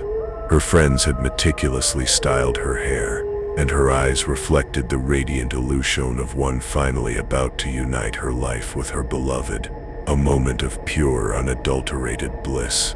It is said her laughter resonated in every corridor, and even the most cynical could feel the radiant energy that enveloped her, a warmth before the chill. But that fleeting happiness was tragically short-lived. Several versions exist concerning the horrific events that transpired on the wedding night. Some whisper of a domestic accident, a heavy chandelier plummeting onto the young woman as she made her way to an adjoining room, or a fatal slip on the grand staircase that rendered her unconscious, silencing her forever, her dreams turning to cold ashes. Others swear it was a violent act, perhaps a rejected suitor, his heart consumed by a venomous jealousy, who burst into the festivities, driven by an unholy rage. The outcome, regardless of the specific cause, was tragically the same. The bride lost her life before she could utter her vows, plunging the family into an abyss of horror and stripping the atmosphere of the joy that only moments before had felt so vibrant, so real. From that moment, the house began to forge a sinister reputation, its walls absorbing the sorrow. Each new owner, or temporary inhabitant, recounted inexplicable occurrences, doors mysteriously opening at dusk, light footsteps echoing on the upper floor when no one was supposed to be there, and a pervasive, chilling sensation of a constant presence in the darkest corridors, a persistent restlessness that refused to leave. Over time, the rumors coalesced around the figure of a woman clad in white, whom many claimed to have glimpsed in the suffocating gloom, weeping in silence, or merely observing with a lost, vacant stare. She seemed to be perpetually awaiting something that would never arrive, her hopes like broken crosses. Thus was born the chilling legend of the Bride of Canitas, her spectral form a permanent whisper from beyond. Those who have dared to spend nights in the house, whether out of morbid curiosity or for paranormal investigation, recount that the atmosphere abruptly shifts as dawn approaches. A penetrating cold descends through the very walls, a stark contrast to the city's usual warmth. At times, the room fills with a sweet, withered aroma, as if a bouquet of freshly cut flowers exhaled its last, dying breath. They whisper that in those precise moments, it is possible to hear the distant rustle of a dress, a faint murmur reminiscent of lace brushing against the floor, a sound that makes the heart pound. Some witnesses, gripped by an uncontrollable terror, claim to have seen the diffuse image of a woman leaning against the stair railing, clutching an incomplete bouquet, her gaze fixed on the void, her face like a cracked mirror. Her eyes, they say, reflect a harrowing blend of sorrow and bewilderment, as if she cannot comprehend why everything was so brutally truncated at the most radiant moment of her life. Her dreams turn to cold ashes. Not a few have fled the house in terror, feeling that this spectral figure pursued them with a silent, desperate plea, extending a hand towards a future that was so cruelly snatched from her, her desperate attraction to the unknown. The connection of the Bride of Canitas to the other paranormal phenomena of the place varies depending on the accounts. Some believe her appearance triggers the violent events recorded over the years, as if her infinite sorrow attracted other spirits or dark energies. Others contend that her presence is in fact an attempt to protect the place from more dangerous entities, and that the lament heard at night is a dire warning to the living, an inevitable omen. In any case, her figure has become one of the house's indelible emblems, a profound symbol of the tragedy and nostalgia that have never been erased from its ancient walls. Despite the countless investigations that have attempted to unveil the truth, the legend remains fiercely alive in the city's memory, especially on the Day of the Dead or on dates near the supposed wedding. Neighbors and the curious gather in the street, hoping to catch a glimpse, a sign, a whisper from beyond. Some swear that if the silence is absolute, a distant song can be heard, resembling an ancient nuptial melody. Others recount seeing candles ignite spontaneously in the upper windows, casting trembling shadows that resemble a bride's veil, a ghostly glow. Thus, the Bride of Canitas remains a fundamental part of the horror stories that circulate through Mexico City, a stark reminder of how fragile the line between love and fatality can truly be. Many wonder if in every nocturnal sigh, or in every fogged mirror within the house, the young woman still awaits her great day, yearning for a kiss and a marriage vow that she was never able to fulfill. Perhaps, among all the stories that shroud this famous edifice, hers is the one that best encapsulates the profound pain of a dream, brutally ripped away at its most joyous moment, and the unsettling possibility that sometimes, not even death can dissolve the last, desperate wish of a heart eternally in love, leaving only cold ashes where joy once bloomed. Now, imagine this. In the serpentine, winding streets of Guanajuato, history seems to emanate from every quarry stone wall, and every flower-laden balcony, each a silent witness to forgotten times. However, few narratives are as profoundly impactful, as utterly unsettling, as that of the momias de Guanajuato, the mummies of Guanajuato. This unique phenomenon transcends mere scientific curiosity to become an almost mystical experience, wherein the delicate, fragile line between life and death becomes terrifyingly palpable for all to behold, a profound chill that permeates the very air. The chilling legend of these mummies traces its origins back to the 19th century, a grim era when the city authorities, grappling with the crushing problem of overpopulation in the cemeteries and the widespread failure to pay burial fees, commenced the exhumation of bodies whose graves lacked perpetual upkeep.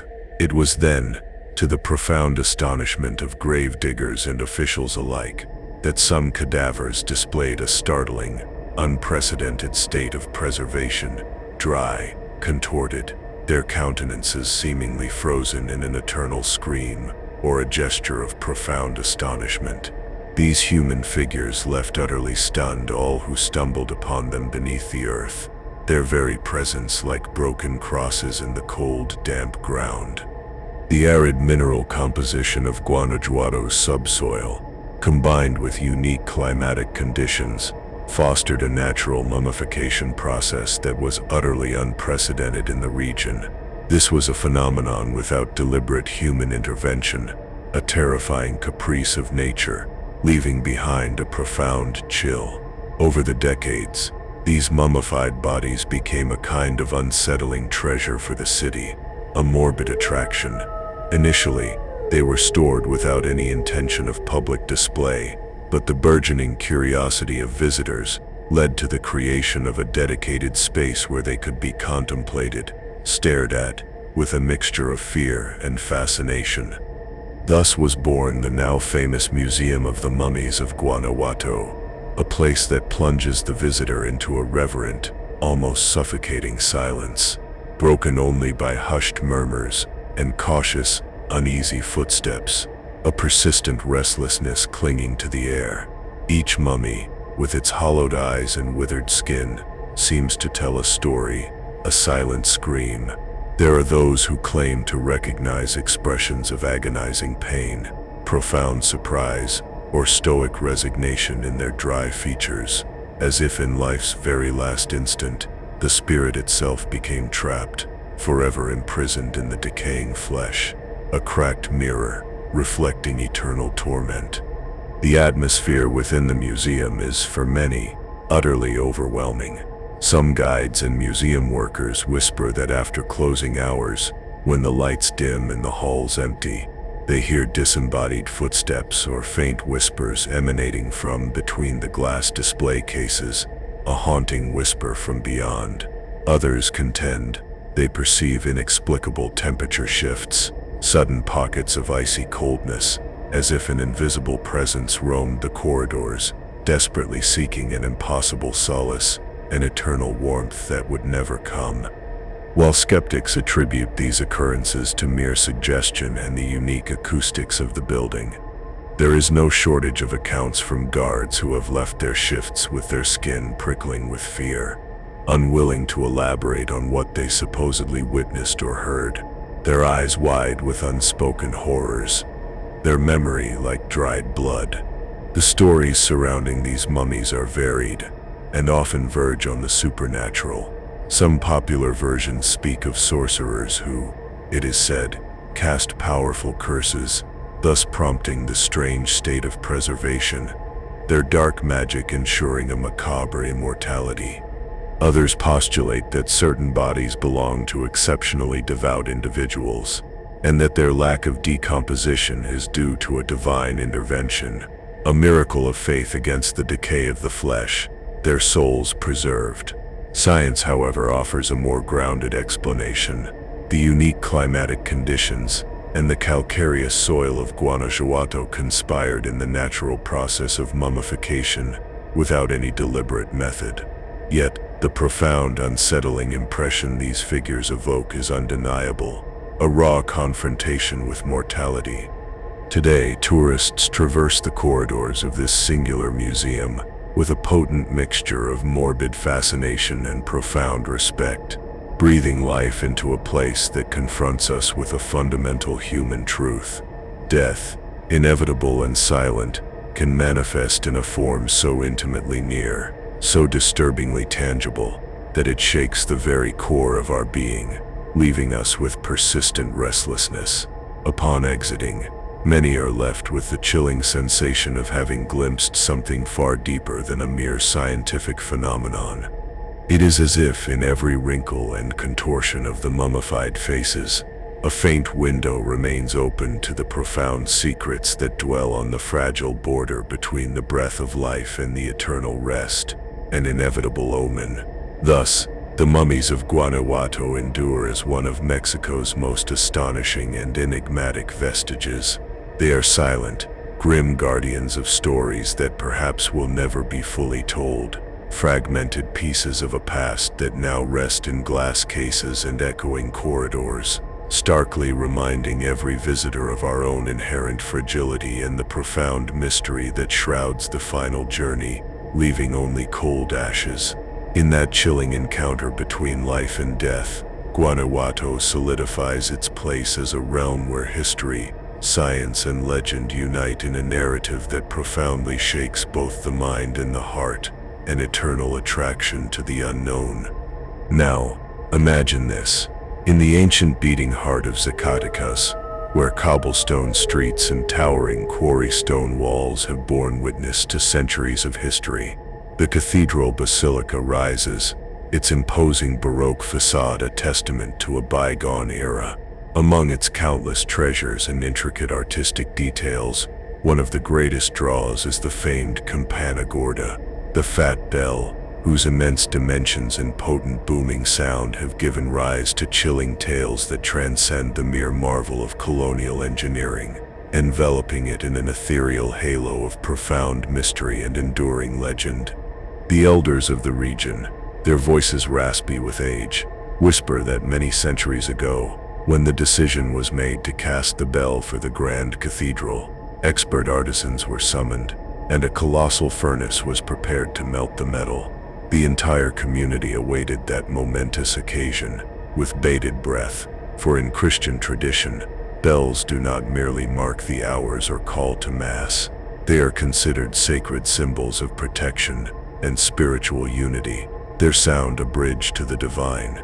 According to popular hushed stories, the master forgers issued a solemn call to all the faithful, imploring them to cast coins of gold and silver into the incandescent bubbling mixture, intending to imbue the bell with a unique enduring resonance, a sound that would echo through eternity. As the crucible was stirred and the molten metal roiled, an eerie, suffocating silence seemed to descend upon all present, a chilling stillness before the inexplicable. Suddenly, someone cast something unexpected into the searing heat, something profound. There are those who say it was an ancient talisman, imbued with forgotten magic. Others claim it was a ring inextricably linked to an ill-fated oath of love, a broken cross of a promise. Some even whisper rumors of human sacrifices, though this last possibility sounds too macabre, too horrifying to be real, yet the thought lingers like dried blood. However it transpired, the legend asserts that in that very instant, the atmosphere transformed entirely, irrevocably.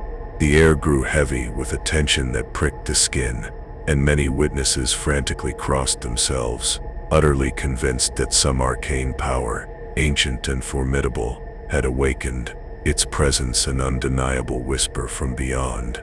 The campana gorda, once finally cast and completed, emitted a first toll so profoundly deep that it seemed to shake the very souls of all who heard it, a sound that resonated in their bones. Its echoing peal reverberated through the narrow streets of Zacatecas, piercing the Sierra, causing people to halt, transfixed and stunned, their hearts pounding with persistent restlessness. From that day forth, it has been whispered that its sound carries forces beyond the terrestrial realm, a profound attraction to the unknown. Some perceive it as a sacred blessing, capable of warding off evil and malevolent influences. Others, however, believe the toll carries a heavy burden of mystery that profoundly chills the heart, an inevitable omen of something ancient stirring.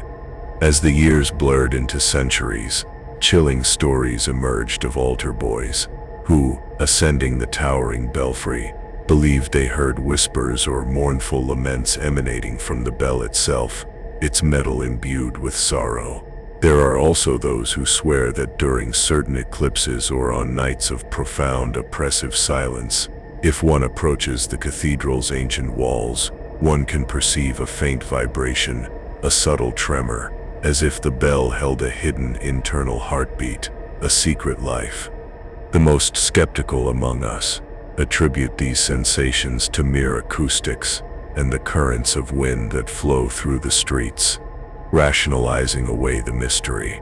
But the myth persists, stubbornly, profoundly. The campana gorda is more than a masterful creation of metal. It carries an essence, a dark secret that no one has ever managed to fully explain, its story echoing like cold ashes in the wind, leaving a permanent, unsettling chill. Now, imagine this.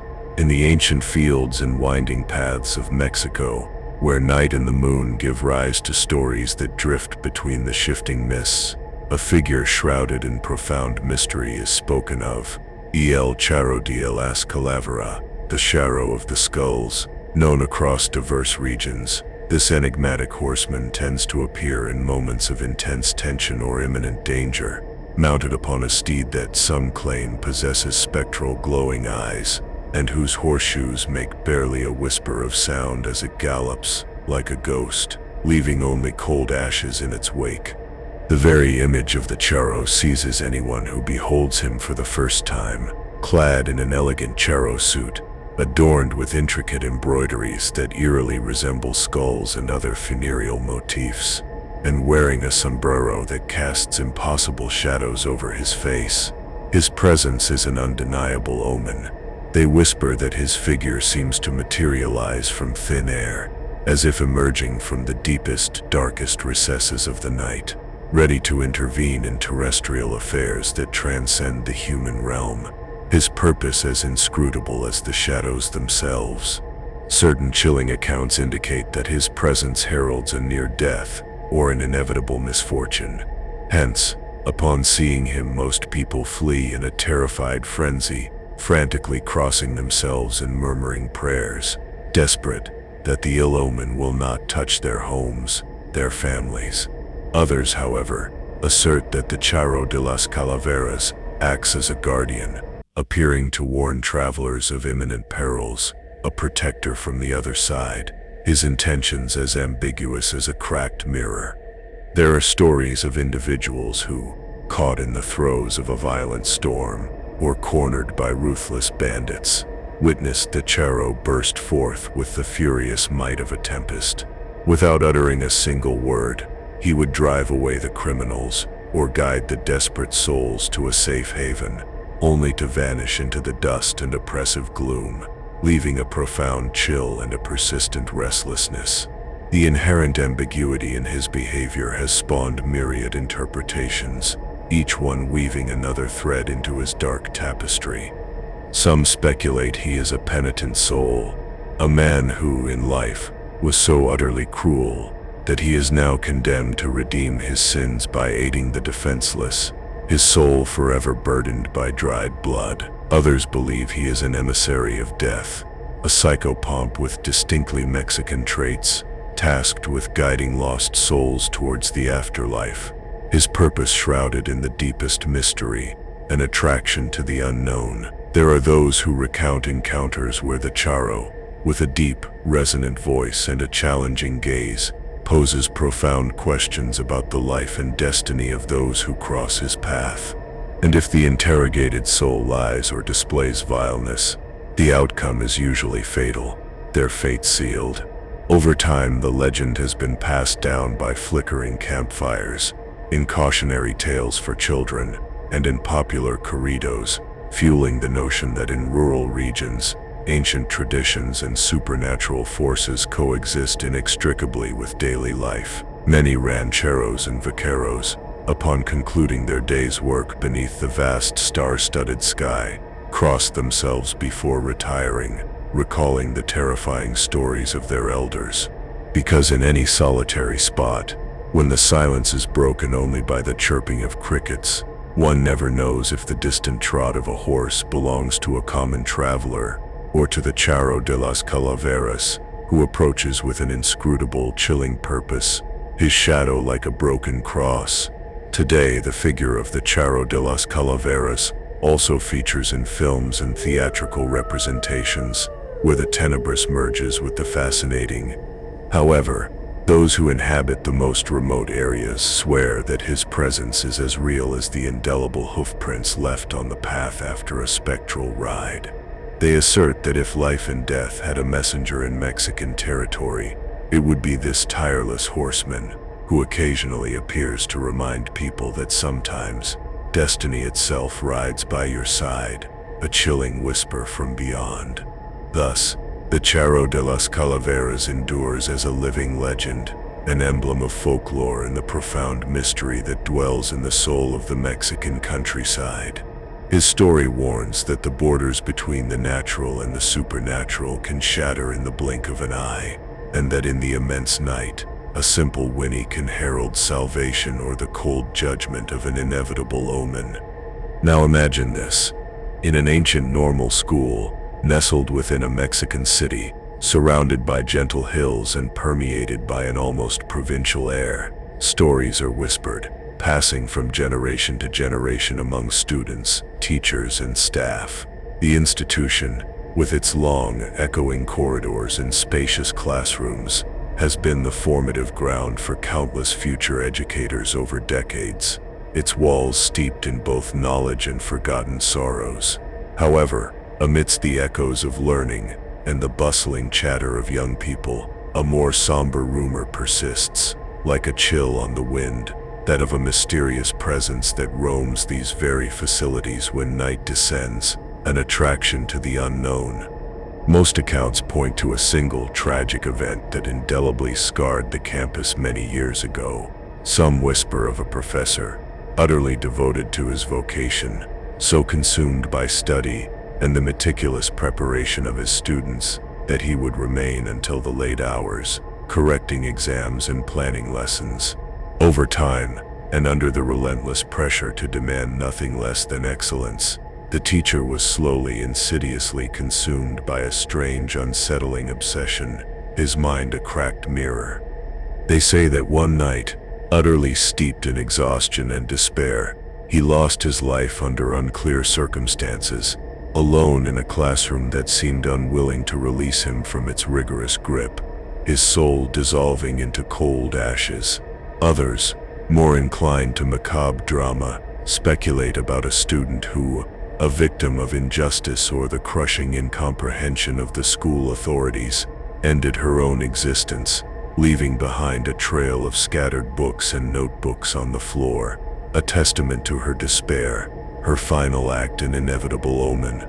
Regardless of which version rings true, it is certain that since then, testimonies have accumulated from professors and night watchmen who swear they hear footsteps at odd hours, the dragging of chairs in classrooms locked tight, or faint whispers in the corridors when the school should be utterly silent, a haunting whisper from beyond.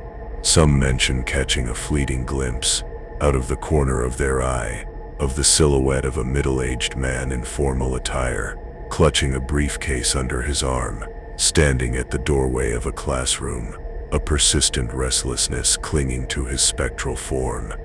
When they turn to face him directly, the figure simply vanishes without a trace, dissolving into the air. Others, conversely, describe the fleeting vision of a young woman in a school uniform, her head bowed, as if time itself had frozen for her in that final tragic instant of her life, her presence leaving a profound chill. During the early hours of the night, as study groups abandon the building and the oppressive gloom claims the corridors, the atmosphere shifts subtly, yet undeniably. The high ceilings amplify every sound, and a faint wind seems to travel through the hallways, causing doors to creak ominously.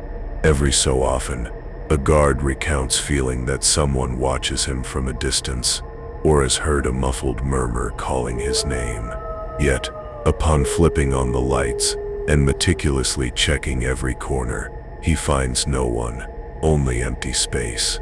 There are also those who report that upon passing administrative offices, they have perceived the distinct scent of chalk or old paper, as if a class from yesteryear continued in a ghostly ethereal manner, a permanent echo.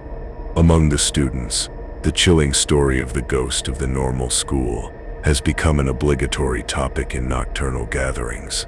Challenges of courage are frequent, where the most audacious dare to traverse the unlit corridors, their hearts pounding with adrenaline, hoping to witness something that will prove the veracity of the myth, an attraction to the unknown. More than one has emerged with their skin prickling with fear, claiming to have seen a hand emerge from a desk, or a shadow swiftly crossing from one classroom to another without any logical explanation, leaving them with persistent restlessness. Others report feeling a drastic change in temperature, as if the air around them suddenly froze, and a chilling whisper made them understand that the space was not as empty as it seemed, a terrifying confirmation of the unseen. The legend has even inspired improvised ceremonies and rituals. Some student groups light candles on the basketball court when no one else is around, reciting prayers or attempting to contact the supposed tormented soul. It is rumored that on significant dates in the academic calendar, such as the start of classes or graduation, the presence intensifies, perhaps recalling its own frustrated aspirations, cut short by a premature end, its spirit a broken cross. Amidst jokes and genuine fears, the ghost of the normal school has left an indelible mark on student life, becoming integrated into the culture of all who pass through its classrooms.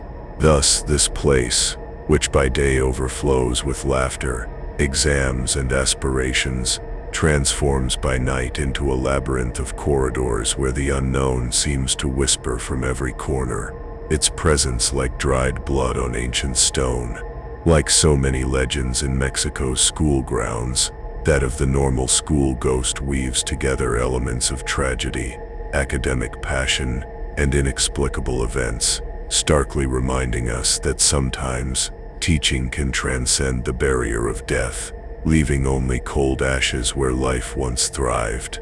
Perhaps that spirit insists on observing, on supervising tasks, or on seeking the redemption it never found in life, while the old classrooms continue to resonate with the hope and nervousness of each new generation of students, an inevitable omen of their shared destiny. Now, imagine this.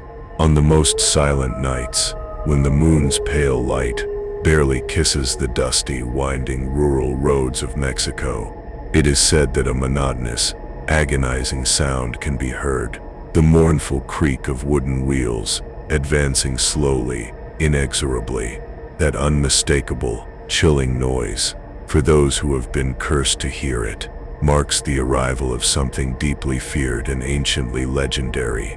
La Carreta de la Muerte, the cart of death. Its very presence is an inevitable omen, a terrifying whisper from beyond. The oldest whispers from the elders say that this grim cart, sometimes driven by a skeletal figure or an entity with no discernible features, traverses the roads in the dead of night, relentlessly seeking the souls whose destinies are already written, whose time to expire has come. There are villages where inhabitants prefer to remain awake, their eyes wide with terror, when they hear the creaking of wheels drawing near, for it is said that whoever directly gazes upon it will sign their own death sentence, their fate sealed, a cracked mirror reflecting their demise. In other communities, conversely, people choose to pray fervently or light candles in their windows, desperately hoping that this phantom presence will pass them by, leaving their families untouched by its icy grasp.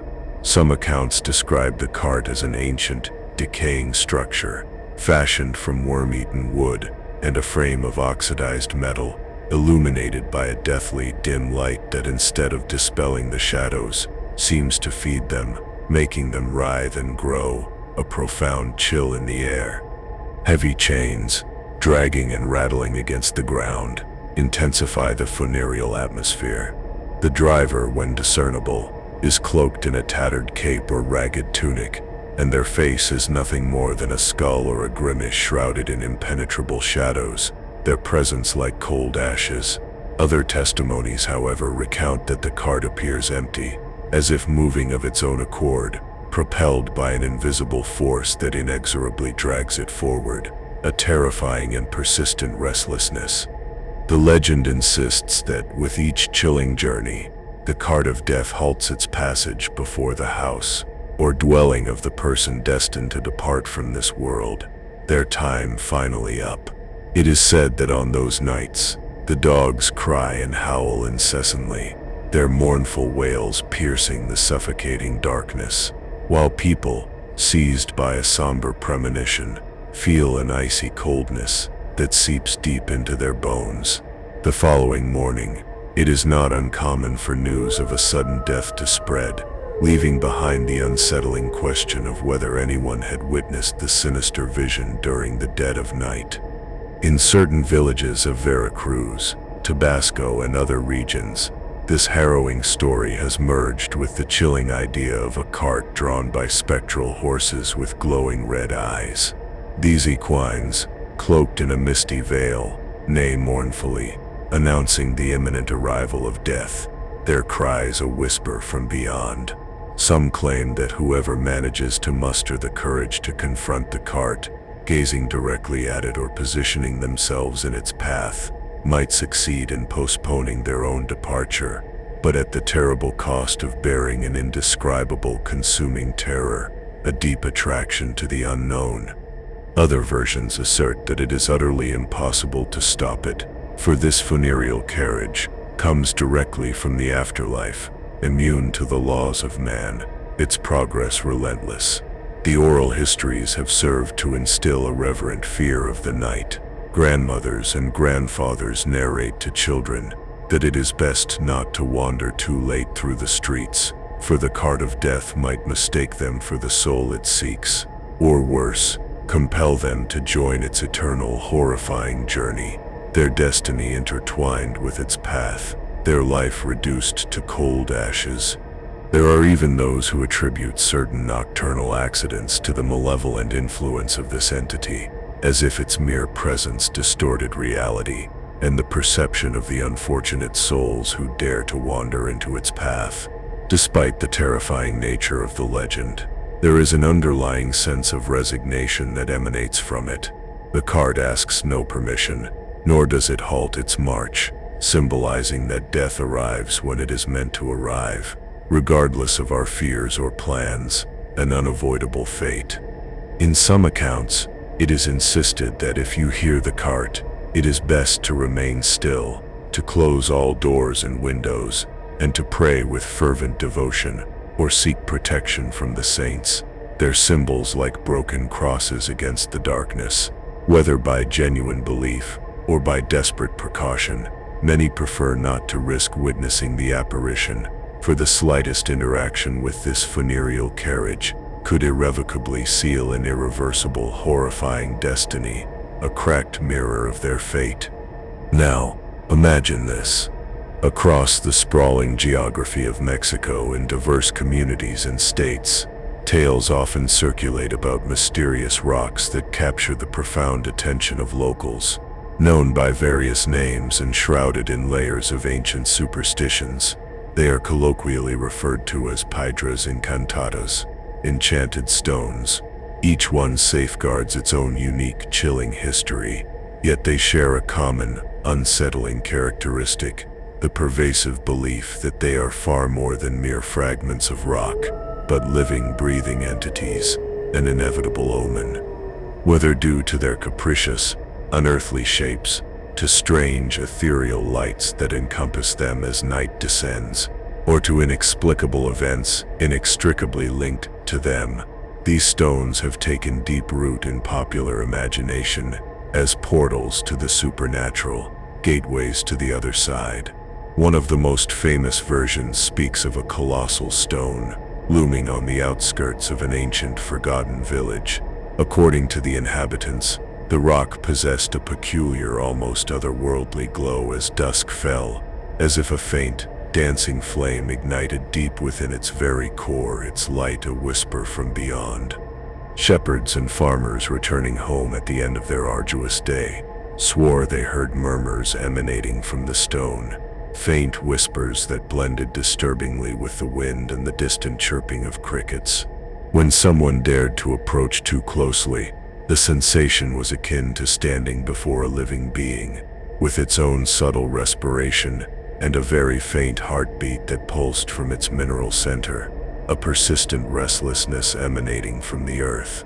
The legend recounts that in remote times, a foolhardy traveler dared to strike the stone, hoping to cleave off a fragment and sell it as a miraculous relic. However, as soon as his hammer brutally struck the surface, a potent, echoing sound arose, leaving him utterly stunned and disoriented. They say that for days the man wandered aimlessly, lost in a waking nightmare, incapable of recalling his own name or the purpose of his journey, his mind a cracked mirror. Since then, the elders of the place warn all outsiders that they must not profane the sacred rock, for whoever does so could suffer the wrath of the ancient forces that dwell within its core, their anger like cold ashes burning. Some go even further, asserting that the stone guards the very spirit of an ancient god or an elemental being of nature, furious at those who attempt to appropriate what is sacred, its presence like a broken cross on the landscape. There are versions that allude to more benevolent events, though still tinged with the unknown. Stories speak of lost travelers who, after spending the night beside the stone, found a miraculous refuge against the biting cold and the hostility of the desert or mountain. At dawn, they claim to awaken completely rejuvenated, without any trace of fatigue. Yet the same sacred rule always applies. The stone must be treated with profound reverence, symbolic offerings left. A handful of wild flowers, a sip of precious water, or a personal object to harmonize with the energy of the place, an attraction to the unknown.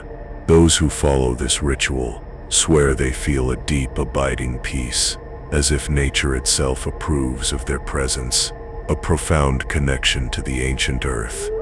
In certain local festivities, the community organizes solemn pilgrimages or ceremonial dances around the enchanted stone, desperately seeking to ensure prosperous harvests or blessings for the coming year. The most devout among them kneel before it, praying in silence, while the wind sweeps dry leaves in a nearly ritualistic whirlwind, its sound like a whisper from beyond. Even today, with the relentless march of modernity, many families preserve the custom of narrating these stories to the youngest generations, perpetuating the magic of a myth that inextricably connects the terrestrial with the divine, leaving a persistent restlessness for those who listen. Now, imagine this. On the sun-drenched coasts of Mazatlan, where the majestic Pacific dictates the rhythm of life with the ebb and flow of its tireless waves, and the sunsets paint the sky in fiery oranges and molten golds, a profoundly unsettling legend circulates, that of an winged creature known as El Hombre Pajaro, the Birdman. For the local inhabitants, the ocean breezes do not merely bring the scent of salt and the mournful cries of seagulls, but also chilling rumors of a strange presence that stalks the shores on the most silent, darkest nights, leaving an indelible mark. The story, passed down through generations, describes a being of half-human, half-bird aspect that soars over the seashore under the pale silver light of the moon. It is said that its wings, though colossal and powerful, are barely discernible, a dark, indistinct outline, difficult to perceive with the naked eye, its form like a shadow against the stars. Its eyes, however, glow with a singular, terrifying luminescence, like burning embers igniting in the profound gloom, a persistent restlessness in their depths. There are those who swear that upon seeing it pass, they hear a sharp, piercing whistle, akin to a lament or a distorted, guttural squawk, a whisper from beyond that chills to the bone. One of the most widespread versions recounts that many years ago, a fisherman in Mazatlan was deeply enamored with the sky and the boundless freedom of birds. He would spend hours on the beach, contemplating the seagulls and pelicans, yearning to soar as high as they did, his heart consumed by a dangerous desire. Desperate to fulfill his dream, he made contact with supposed dark arts, perhaps from a curandero in the Sierra, or a sorcerer of unknown origins, and forged a terrifying pact, a broken cross of his humanity. The man gained the ability to transform into an winged being, but at an atrocious, unspeakable cost. He would gradually lose his very human essence, until he became forever trapped between two worlds, finding no repose in either, his soul in perpetual torment, turning to cold ashes. Other accounts suggest that the Birdman is a malevolent spirit, a type of coastal demon that feeds on the anxieties and fears of fishermen, its power growing with each tremor of dread. Those who venture out to sea on nights of the full moon swear they have felt a shadow hovering over their boat, accompanied by a rhythmic flapping that suddenly morphs into a piercing absolute silence, an inevitable omen. Some recount that its presence conjures sudden violent currents in the sea, inexplicably capsizing canoes and small boats. Thus, the winged figure transforms into a chilling presage of misfortune, a dire warning that it is prudent to abandon fishing for that night, to heed the whisper from beyond. In the neighborhoods near the Malacan, there are also testimonies from young people who claim to have seen a man with sharp, angular features wandering the beach when the wind howls with the greatest intensity. Suddenly, the figure extends arms that seem to lengthen into wings, and shortly thereafter, he ascends into the firmament, vanishing among the clouds, leaving only an enduring mystery, an attraction to the unknown. At times, he leaves strange, colossal footprints in the sand, imprints that disappear with the next tide. The discovery of these footprints or marks deeply disquiets the fishermen, who interpret them as a terrible, unmistakable bad omen, a mark of dread.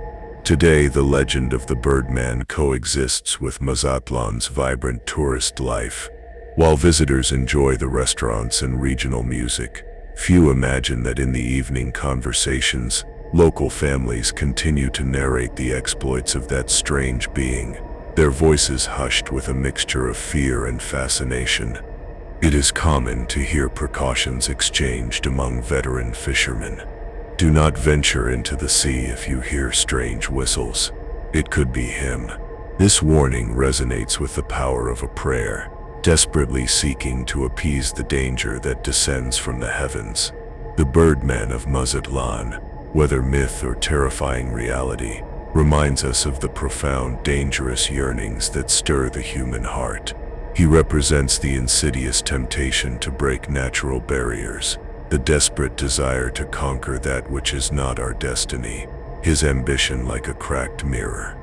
And although perhaps there is no conclusive evidence of his nocturnal flights, those who have felt his gaze or heard his call insist that on the coasts of Mazatlan, under the moon's sway and the murmur of the waves, the dark figure of a being, half man, half bird, can still rise into the sky, desperately seeking a place to alight without being rejected by the two worlds that claim him, forever in persistent restlessness, his very soul like cold ashes in the wind. Now imagine this. In the deepest, most secluded corners of the jungle, and on the very banks of the rivers, where the sun's fragmented light filters hesitantly through ancient branches, and the singing of unseen birds blends with the murmur of flowing water, live enigmatic beings with ancient hearts, the Chanik, an essential part of Mesoamerican mythology. These guardians of nature, as elusive as they are unpredictable, have inspired chilling tales and dire warnings for generations. If upon venturing into a forest, you feel the environment fill with an unusual suffocating silence, as if all the world's sounds have abruptly vanished, it may be that a Chanek is lurking, watching, its presence an inevitable omen. They are not always hostile, but they are infamous for their mischievous, often malevolent, pranks. They are said to jealously protect the rivers, the hidden caves, and the most ancient trees, those that guard the profound secrets of a land forged by gods and legends, its history like dried blood on ancient stone. Many swear their form is that of a small humanoid, with bright, piercing eyes and dark skin, clad in simple garments woven from leaves or moss, their presence a whisper from beyond. Others describe them as almost invisible beings, perceptible only as a faint murmur or a sudden gust of wind that tangles your hair, a chilling touch. But all agree on one crucial, terrifying point.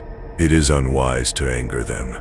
Those who mock them or disrespect the sacred places they guard may find themselves hopelessly lost for hours, or even days, without the slightest clue of how to safely return, their minds a cracked mirror, reflecting their despair. One of the most popular stories tells of a young hunter, in ancient times, who dared to challenge the power of the Chaneks. He ventured into the dense wilderness with an arrogant, disdainful attitude, neither seeking permission from the earth, nor showing the slightest respect for the beings that dwelled there, his heart a broken cross of arrogance. As night fell, the young man attempted to return to the main path, but each step he took seemed to lead him further from his destination, deeper into the dark, suffocating embrace of the forest. He heard faint giggles and the rustling of branches behind every tree, yet he could see no one, only shadows, leaving him with a persistent restlessness. Desperate, he cried out for help, but all he received was a mocking echo that surrounded him, twisting his words into a terrifying taunt. When he was finally found at dawn, he was visibly distraught, swearing that an army of tiny creatures had played with his mind throughout the night, leaving him shattered, his soul like cold ashes. However, not all stories are tales of terror. There are those who claim that if you respect the jungle and offer a simple tribute, such as wild flowers or small pieces of fruit, the Chaneks will reward you by guarding your path. It is even said that they can grant strength to the fruit trees in your plot, or guide you to crystal clear springs in times of devastating drought, their benevolence as unpredictable as their wrath. For the inhabitants of communities near rivers and mountains, these beings remain present in one form or another, appearing in dreams, protecting water sources, or inspiring rites and dances dedicated to Mother Nature, their ancient connection unbroken. Therefore, when you traverse the Mexican forests, carry with you a respectful heart and a mind open to the inexplicable, an attraction to the unknown. If you notice the wind suddenly shifting, or hear the leaves rustle mysteriously, know that the Chaneks may be observing your every step, their eyes unseen but ever present. In the worldview of the ancient peoples, nothing is accidental. Every fallen leaf, every whispering river, may conceal a secret, or a tiny unseen teacher, inviting you to comprehend the fragile balance between humanity and the earth.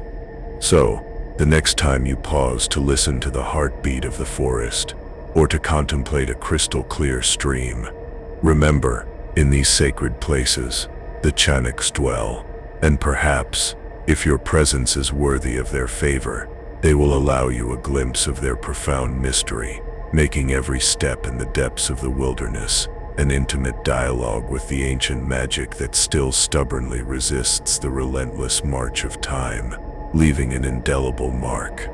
Perhaps we will never know with certainty if that witch truly flies over Catemaco, or if, amidst the profound gloom, a phantom cart traverses the lonely roads, its wheels creaking with the weight of unseen souls. But the legends, like our most vivid dreams, do not always demand logical explanation.